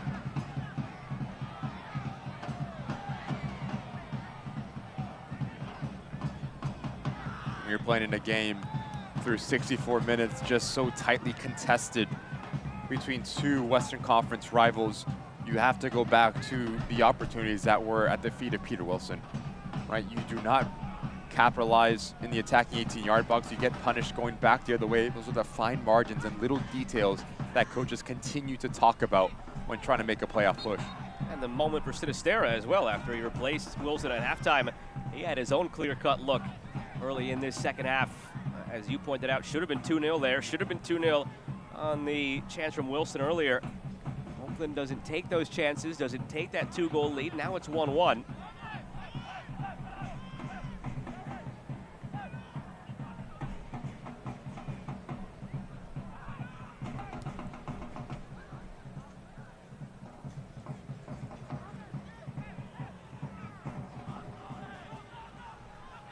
Out to Donor, settling.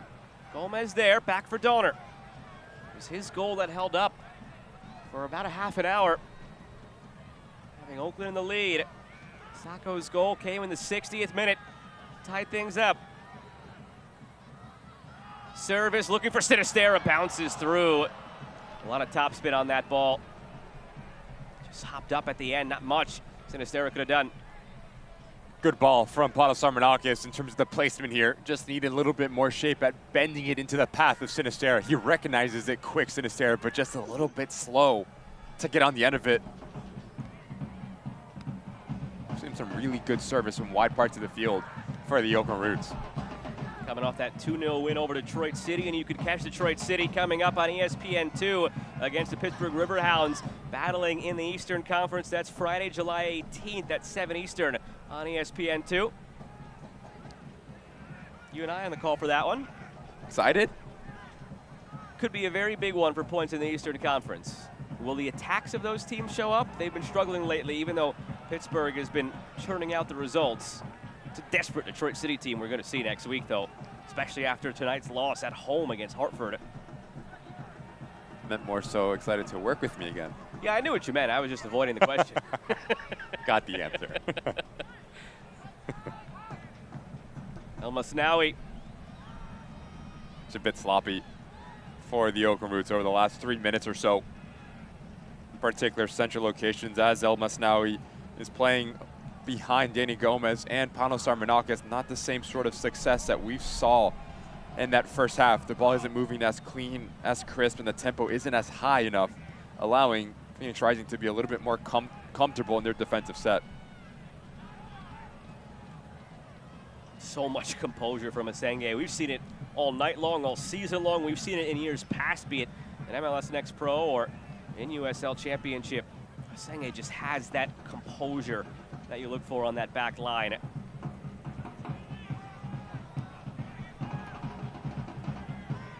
Sacco.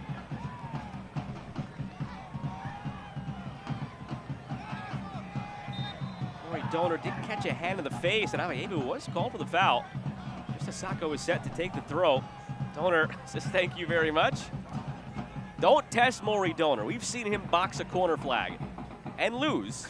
That was his goal celebration a couple of weeks ago. So you would want to test him if he lost towards fair corner point. flag. Almost looks like you in the ring.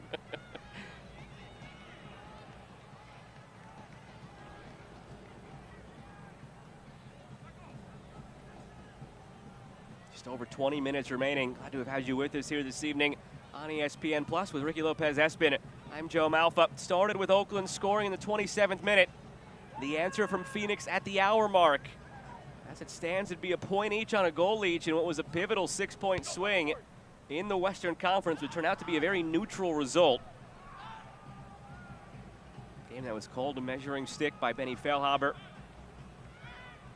Early in his tenure still with the Roots, taking over in early June. This was his first true test in his mind. First couple against Western Conference. So in those first 5 games, never really had a moment like this where the arrow now pointing up for the team against a Western Conference foe. Key in terms of the point swing in the standings. They were passing that test for an hour, had it slip. And now on the other side for a Phoenix team that is having a test of its own. Young core, young team, rebuild of a year. First season under Pamadou Ka. How do you respond going down on the road? Now they're the side that you figure may be more likely to find that go-ahead goal, the momentum they've been playing with. Dennis on that left foot goes for goal against his former team, Charlie Dennis. Completely changed this game when he came in. Celebrates with his coach and his teammates.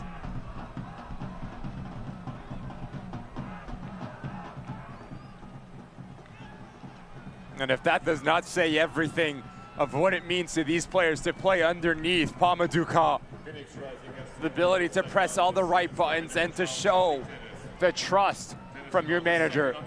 You play into Margarita, and now you allow players to play underneath him and supply support. This is just a player making his own shot of Charlie Dennis. As it comes to his right foot, notice the look over his right shoulder to push it back to his left preferred foot. And there is a lot of traffic in front of Kendall McIntosh. He hits it between the legs of the defenders, and there's no chance for the goalkeeper to come across. Charlie Dennis has his fingerprints all over this game to give Phoenix Rising the lead. You were mentioning it early when he came in, just the composure and the control he brought to the midfield. It gave them a different dynamic. The balls he was supplying forward, it gave them a different dynamic. And then, by the way, remember we said he scored 11 goals a couple of years ago for Tampa Bay? He's dropped into a deeper role in the midfield than he had that season for Tampa Bay, but he could still do that. And he does it against the team that brought him to USL Championship originally. Feels like a distant memory now. His time with the Roots in 2022. Roots scrambling to make a change then after that goal. They'll bring on Wolfgang Prentice. They'll take off Julian Bravo.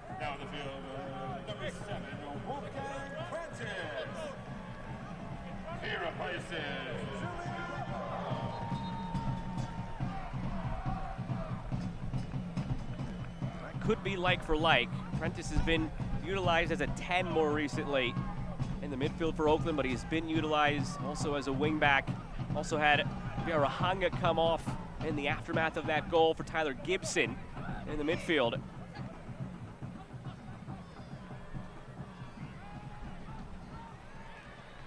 Prentice, first bit of action.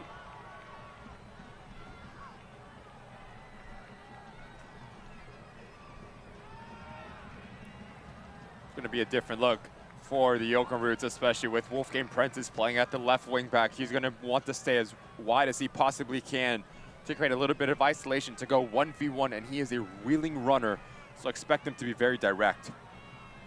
Oakland Side is Oakland's nonprofit newsroom, providing you with the reporting and information on the stories that matter to you. Oakland Side, news for Oakland.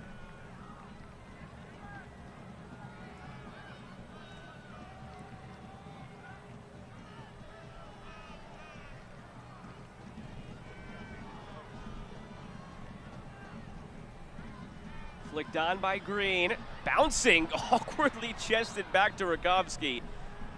If that moment comes again on a long throw for Oakland, I think Phoenix will want to be a little bit more secure now they get rid of it. Especially in the lead, far too casual to let this ball bounce and simply just try to chest it from Ryan Flood to Rakowski. Danny Gomez almost gets on the end of it, a little bit opportunistic nature from the midfielder.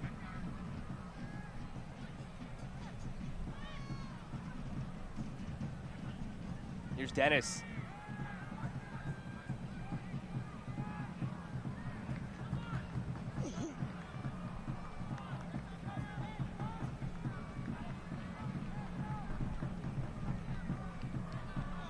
Part of a playoff team for the Roots, Charlie Dennis, back in 2022.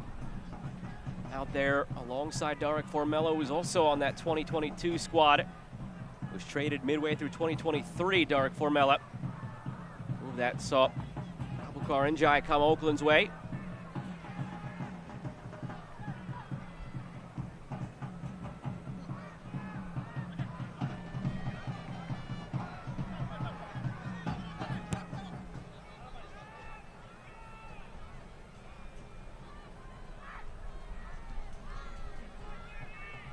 Charlie Dennis in his 100th appearance in USL Championship, punctuating it with what could be the winning goal.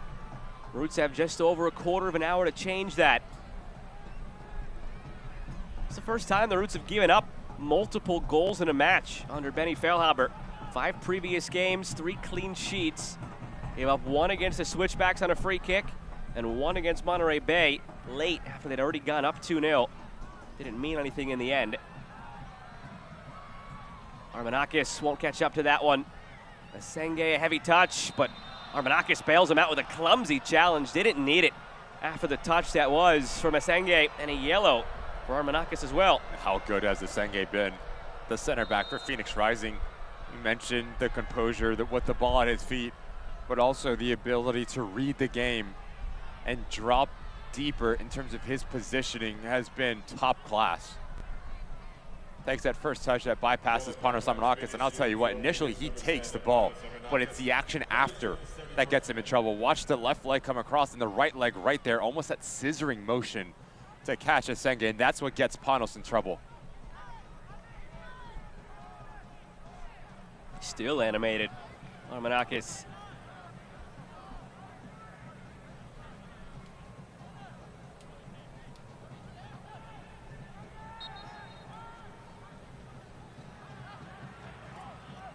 Can't watch the match? Turn on Sirius XM FC 157, North America's only 24/7 source for engaging soccer talk, including USL All Access Tuesday nights, plus live matches from around the USL, MLS Premier League, and more, all on Sirius XM FC 157 and the Sirius XM app.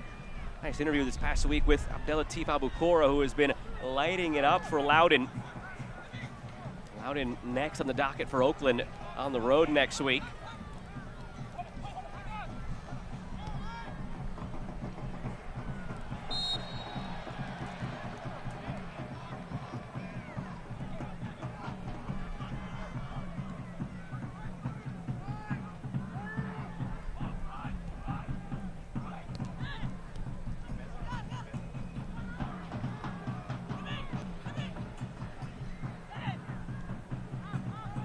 Saw it all the way back for Rakowski.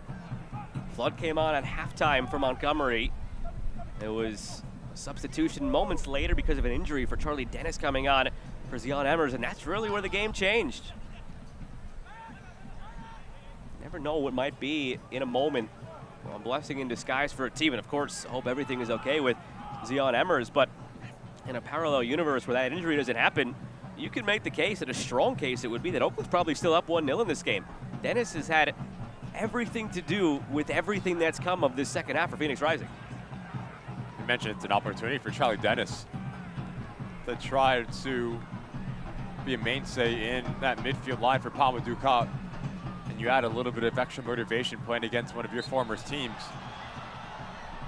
He's done a fantastic job at slotting in and making a positive impact, but you need more out of Sinisterra for the Oakland Roots.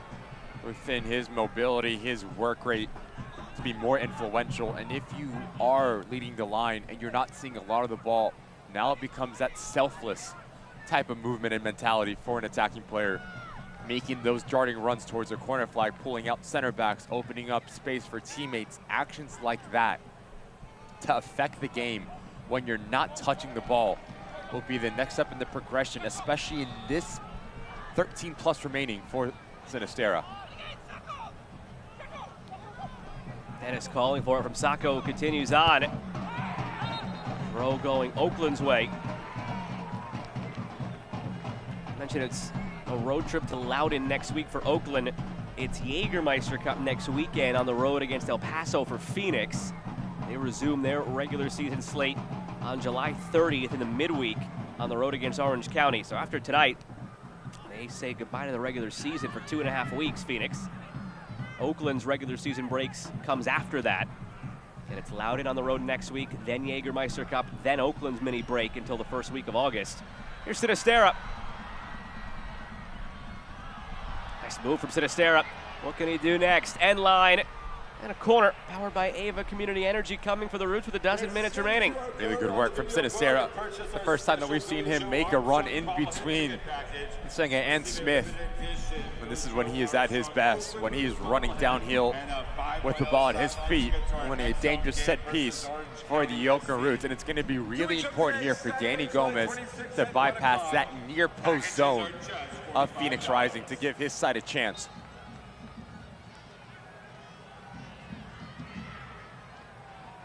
Player down is Senge here for Phoenix Rising. Injury timeout brought to you by Anthem Blue Cross. Anthem is transforming healthcare by improving the health of our local communities. So the concern for Senge on this injury timeout, his center back partner already subbed out of this game, Braxton Montgomery. That was not injury related to our knowledge. That was just a halftime tactical switch. The injury we saw earlier was to Emmers. It looks like Senge might be all right to continue here. It seemed like they gave a thumbs up over to the bench for now, at least.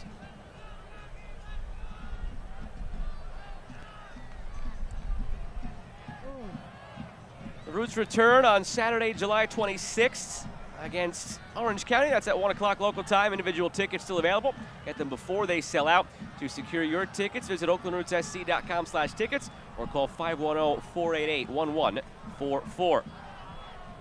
I believe that game is also Billy Joe Armstrong bobblehead day, if I'm not mistaken, for the Oakland Roots. Green Day frontman, part of the ownership group. Big fan. And they do not want to be woken up when September ends if it doesn't mean they're in the playoffs.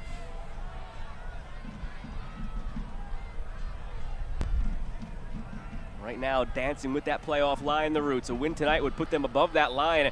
In the live table, they were above that line for a while. Now trying to get it back on the corner.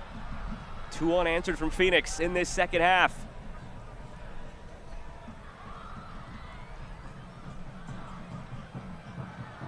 Long run here. Margarita against Donor, who barely wins that foot race and is nudged to the ground on the foul.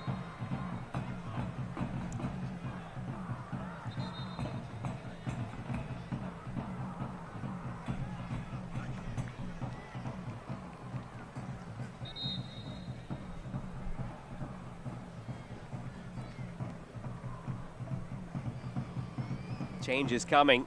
2 on the way for Oakland. 1 here for Phoenix. Darius Johnson makes his way out there. Axel Asenge is taken off. It seemed like he would be all right to continue. The thumbs up was given, but now this will change things. Johnson will be up near the top of the formation. Carl Sainty, in all likelihood, now slots back. Oakland looking to make some changes to spark something of their own. E.J. Johnson coming on. Ali El Masnawi departs, so too does Gagi.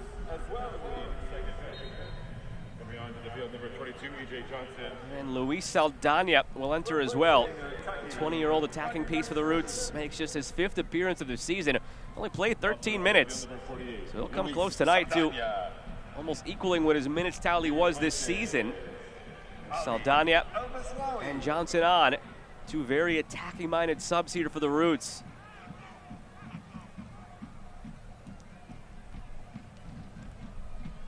This tells you that Benny Feilhaber thinks there is an opportunity to go and search for an equalizer. Colin Smith will slot right next to Ryan Flood as the 2 center backs for Phoenix Rising, which will push Johnson at that right back role to try to see this game out.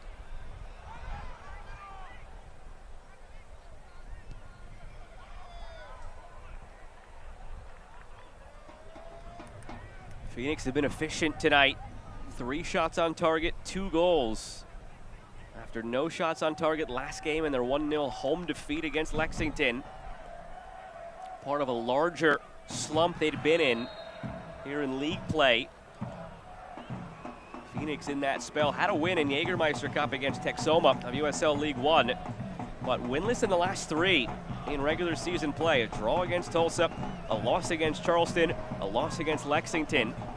This will be their first win in the regular season in over a month since June 7th, a 3-1 home win against Orange County.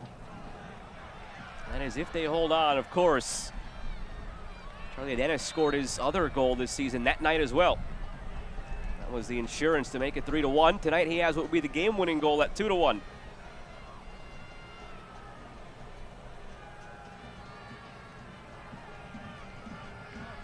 It's been a good one going on elsewhere in USL Championship. Same time as our game here, New Mexico and Charleston, 2 of the top teams in the league. New Mexico first in the West, Charleston second in the East. Charleston took a 1-0 lead early in the second half. New Mexico equalized, but then 5 minutes after that equalizer, Rubio Rubin put Charleston Battery back on top. That game in New Mexico. So for these 2 Western Conference sides that are trying to climb up the table, it's nice to see, if you're in the shoes of Phoenix or Oakland, that there is no distance for the time being created further atop the table if Charleston hold on to beat New Mexico there. Although, I take it back, an earlier result tonight, San Antonio beating Tampa Bay actually means San Antonio now the first place team in the Western Conference on 27 points.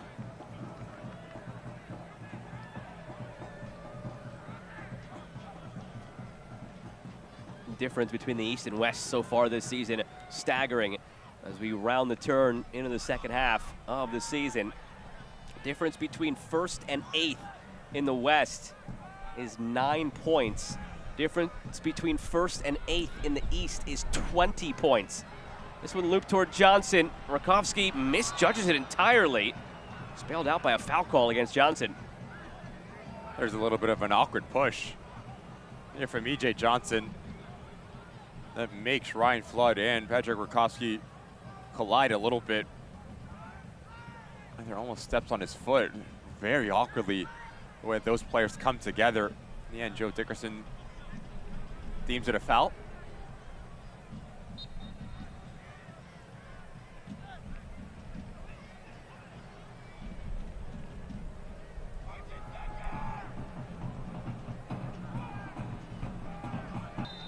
Think of all the opportunities they've had in this one, as a yellow is shown to a member of the Roots. In the mix of a scuffle right now, it's Saldana who picks up the yellow.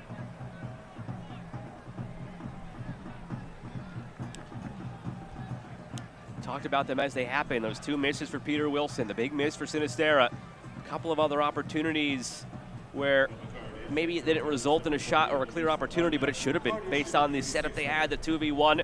All those moments You wondered if they would come back to haunt Oakland. At the time when all those moments happened, they were still up 1-0. That has drastically shifted, and those will loom large if this result holds. What a win this would be on the road for Pamadou Ka's young side. Their 4th away win this season. They'd improved to 4-2-2 on the road.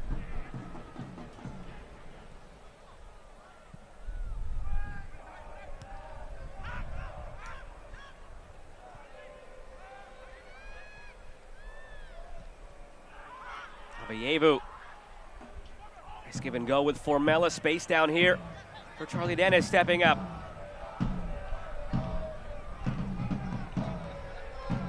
Pardon me, Emil Quaisho down this left side. Quaisho taking it to the corner. What can he do from there? Battling with Donor. He commits the foul in the end. A yellow shown to Quaisho. Just silly from Quaisho. Trying to bleed some clock as he goes towards the corner flag. Requires not one but two Oakland Roots players in Maury Donor and Tyler Gibson coming across. No need to try to kick out after the fact and pick up a silly yellow card as your team is up a goal in the 88th minute. Those little things drive head coaches crazy. They come back and bite you. Nicely intercepted by Johnson.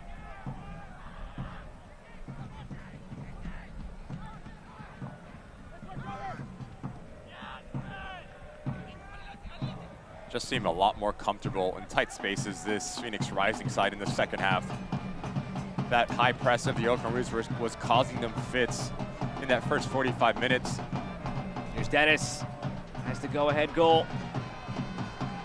But as they start to find a little bit of comfort and the movement ahead of the ball now showing different angles, in particular St. T and Charlie Dennis has that double pivot pairing. Understanding as one drops, one's going to be just that bounce pass that you can just play into, change the angle, and the other one will be a bit higher, just off of Sacco, Formella, and Margarita. Watch out. Johnson striding ahead, contact there. Decision to be made, it's a foul against E.J. Johnson of the Roots. If that had gone the other way, you would have had 2 questions to answer, last man and in the box or not. Doesn't matter. It's Johnson who initiated it. Foul goes in Phoenix's direction. Completely different type of profile E.J. Johnson is. The ability to stretch the game and run in behind with his pace.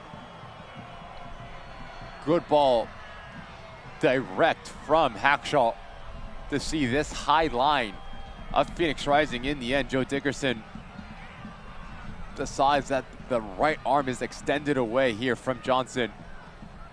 I'll tell you what, I think he gets this one wrong.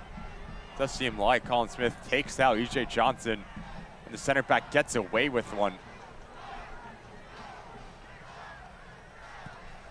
No VAR in the equation, remember. Joe Dickerson, very highly regarded, very rare to see him here at this level. Mentioned it earlier in the game. Again, it's his first USL match since the final in 2018. Match between this Phoenix side and Louisville. He's graduated to become a full-time MLS ref, a FIFA certified ref. He was on the whistle for a couple of matches in the Gold Cup this past month. Every now and then, just the refereeing organization, the way the scheduling goes, you'd find a gem where you get to say hello to an old friend who's one of the top referees in the country. 7 minutes of stoppage time now.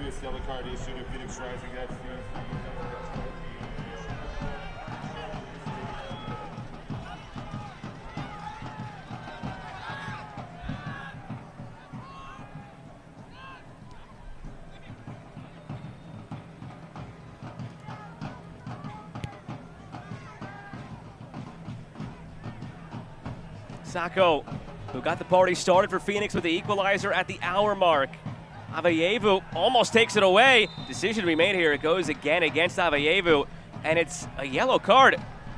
Joe Dickerson doesn't realize it, but he's already on a yellow. He's going to check his book now and realize it's got to be a second. He's gone. So with 7 minutes of added time, Phoenix now end up down a man.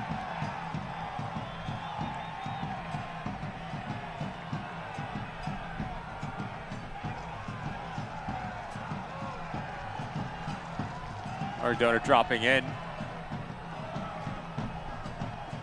I think it's for a dive. That's the only thing that makes sense here. Whether you do or don't think it's a dive is a different story. But he got inside position on Donor. There didn't seem to be a lot of contact. The only thing that could be is a yellow card for simulation. Because there's no foul on Avievu. And even if there were a foul on Avievu in that moment, it would have been incidental contact of their feet getting tangled. So the only way to make sense of that is Joe Dickerson saw that as simulation. He gave the yellow. Whether or not he remembered that Avievu was already on a yellow to make that decision is a different story, because right, wrong, or indifferent, referees in a moment like that might just err on the side of not showing that second yellow, not impacting the game in that way. But sometimes the other side of that coin is the yellow is a yellow is a yellow, and that's how fans want to see it officiated. So in any event, it's a second yellow to Avievu, and now with 5 minutes to go, the Roots up a man.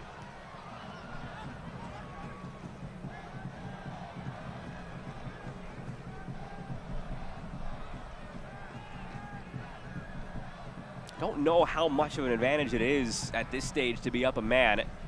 It's probably more significant in verbiage than it is in actuality. Another moment here where players come together. It's just a throw for the Roots, but Ricky, you've got 5 minutes left. You're up a goal for Phoenix. You are going to have everybody behind the ball anyway. All this means now is you have one fewer player up top as an outlet to maybe take the ball toward the corner or something of the sort. But from a logistical standpoint, being down a man is not all too bad for Phoenix. What's more concerning is missing Avievu for their next match than anything else. As we expect, the Oakland Roots to try to play more direct and as efficient as possible for the last 4 plus here. Second ball has become that much more important. Sinisterra ends up bouncing in the box. When you bring in a player like Ping, who takes off Sako, he's going to give you a presence just to battle right in front of that back four for Phoenix Rising. If you are the Oakland Roots and you have an opportunity just to put this thing into the mixer, that is exactly what you need to do.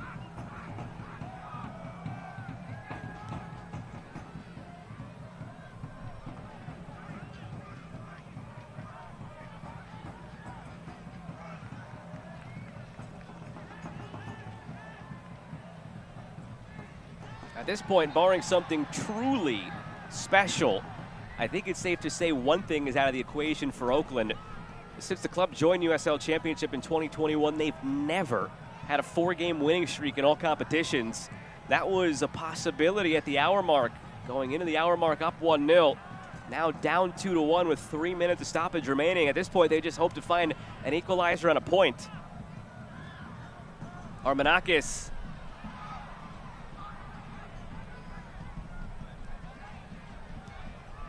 Carved up again toward Johnson. Rakowski there, fumbles it, crashing into his own player. That's why there was no foul called. Now a foul called for a separate issue. But he collided with his own player there. That's why play continued briefly after the contact to Rakowski. A little bit too much air underneath this ball from Danny Gomez. As you lift it that high, it gives Rakowski the ability to step off of his line, and that is a tough challenge between Saldana and Sainty here. But as a goalkeeper, you are told if you do elect to come off of your line, you need to be decisive at making a play on the ball, teammate or not, take out the traffic. And you just see Mamadou Kal giving Charlie Dennis an earful to try to stay a little bit more at home to see this game out.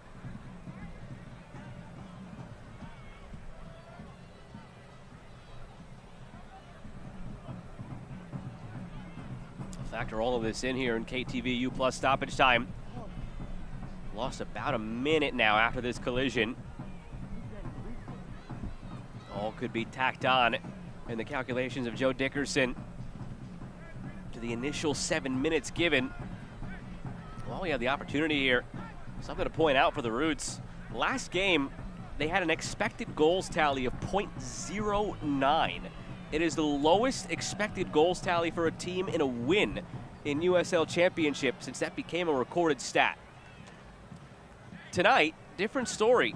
They've limited Phoenix to .67 expected goals, meaning they haven't given them too many prime chances. Oakland on the flip side, 1.77. And that's how this game goes sometimes as a supporter try to will the Roots on.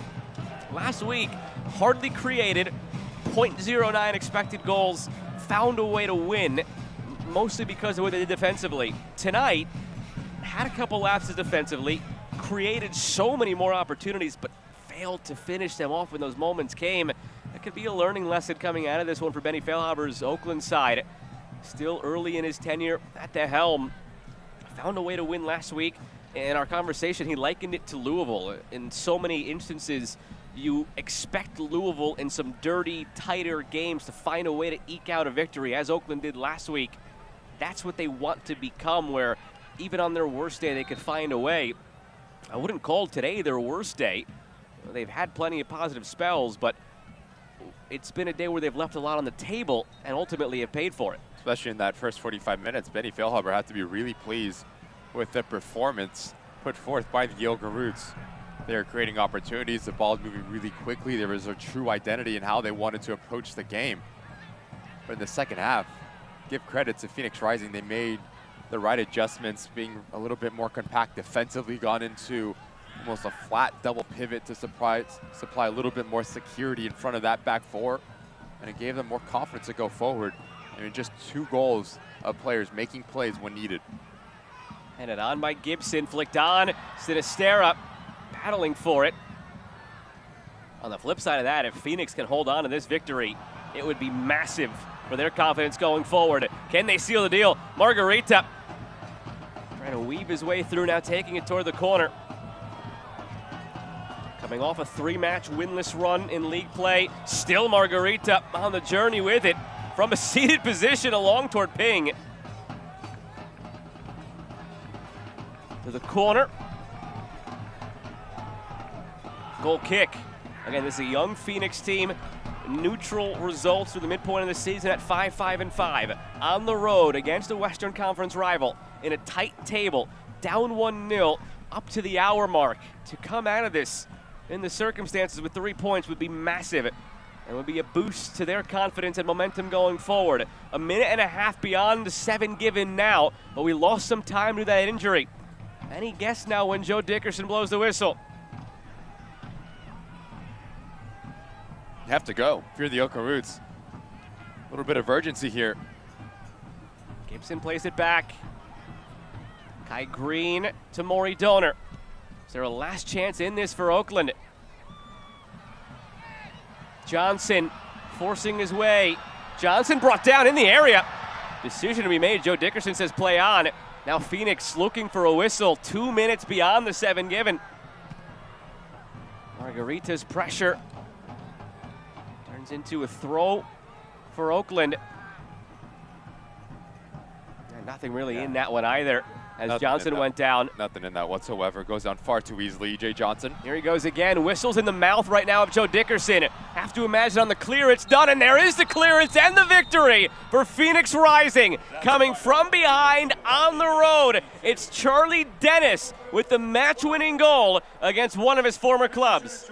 Character-building type of win for Phoenix Rising, especially with the amount of pressure that they were put under in that first 45 minutes. Whatever Pamadukas said at halftime really struck a chord with his side. They were more confident, they were more comfortable at creating opportunities, and in the end, just big-time players stepping up and making plays when needed. 2 well-taken goals for Phoenix Rising as they take all 3 points. And that moves them up in the standings as well to 5th place, tied on 23 points each with Sacramento and El Paso. Oakland started the day in 11th. They'll finish the day in 11th, where at one point when they had the lead, they had ascended all the way up into 7th place themselves and above that playoff line. That's life in the Western Conference right now, as things just go back and forth between these teams. Benny Feilhaber helping Kai Green to his feet. It's Dennis with the match-winning goal. We're back in a moment to wrap things up here from Oakland as Phoenix take all 3 points on the 2-1 victory.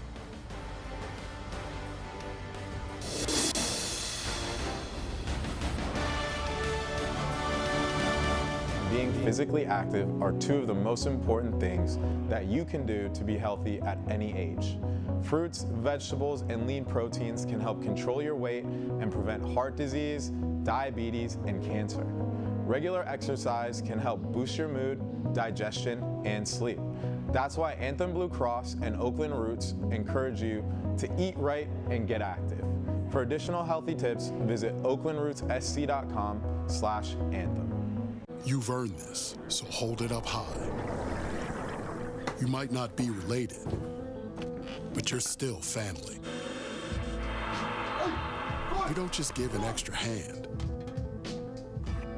You give your whole heart and a whole lot of muscle. Because it feels good to raise up the community that raised you. You are a fighter. This is your reward.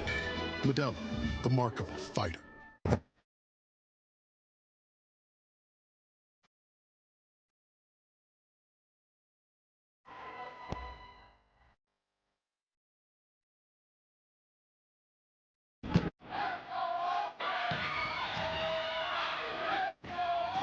It's not a list, it's not a stock. Sold out shows, I'm in your city, in the lines around the We're at the Coliseum, baby.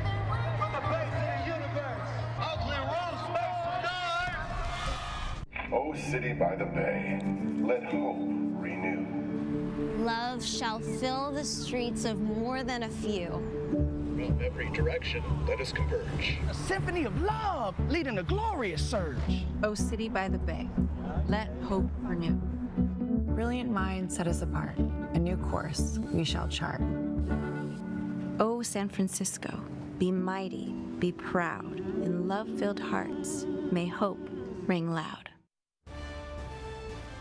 Oakland Roots licking the wounds after a difficult defeat here at home. Up 1-0 at the hour mark, turned into a 2-1 Phoenix victory. They battled so well in that second half to earn the win on the road. We'll take a look at the highlights from this one now that all is said and done.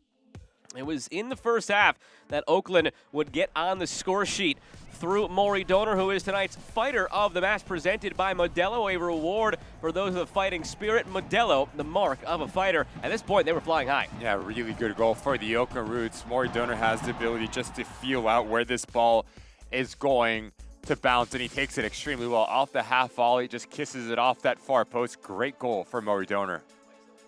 And from that point on, Oakland had plenty of opportunities to go ahead and find a goal to make it 2-0. Just never able to capitalize. It was a couple for Peter Wilson. It was one for Sinistera. Clear-cut, grade A looks that should be finished off.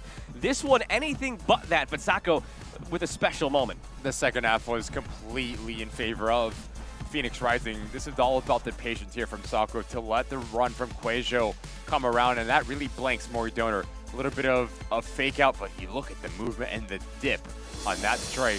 1-1 in favor, tied for Phoenix Rising. And again, Charlie Dennis, this is just about player making his own window, creating his own space, the ability to shift the ball from his right side to his left side. And there's a lot of traffic in front of Kendall McIntosh. Great strike to give Phoenix Rising the lead. Standout for the Roots in 2022. Goes on to be a first-team All-League player for Tampa Bay the year after that. Now here in Phoenix, and this is how the standings look. It was so different about a half an hour ago where Oakland had actually jumped to 7th, Phoenix down to 8th. Then those two goals switch everything up once again. How tight the Western Conference is. Every single point matters, and how quickly things can change. And that is something that if you are Benny Thielhopper, you're going to be frustrated, especially in that second 45. But for Palma Ducal, give credit to him. Completely different team deserving of the points. We'll take a look at the out-of-town scores brought to you by Visit Oakland. Get out on the town and visit Oakland to explore arts, culture, and world-class cuisine. These are some of the results that we've already seen in the book around the league. The big one as it pertained to the Western Conference was that one between Tulsa and Vegas. Crazy back and forth that game was. Yeah, FC Tulsa continuing to make some noise under Luke Spencer in the 11. Took down a struggling Rhode Island side, and Jordan Stewart and Monterey Bay on ESPN2 last night. 2-1, taking down Danny Stone in Orange County. Well, this is where teams start to separate here in USL Championship now into the second half of the season. Thank you for joining this evening. Oakland Roots and Bart want to make sure you get home. Visit bart.gov/planner to plan your trip. This was quite the trip for Roots fans as they were ready to celebrate a victory up 1-0 to the hour mark. And then Phoenix came roaring back for a massive 3 points on the road. The crew that makes this possible, broadcast partner Ricky Lopez Espin, I'm Joe Malpa saying so long for now. Phoenix takes it 2-1 over Oakland. Good night, everybody. This copyrighted telecast of the United Soccer League cannot be retransmitted, rebroadcast, or reproduced without the express written consent of the United Soccer League.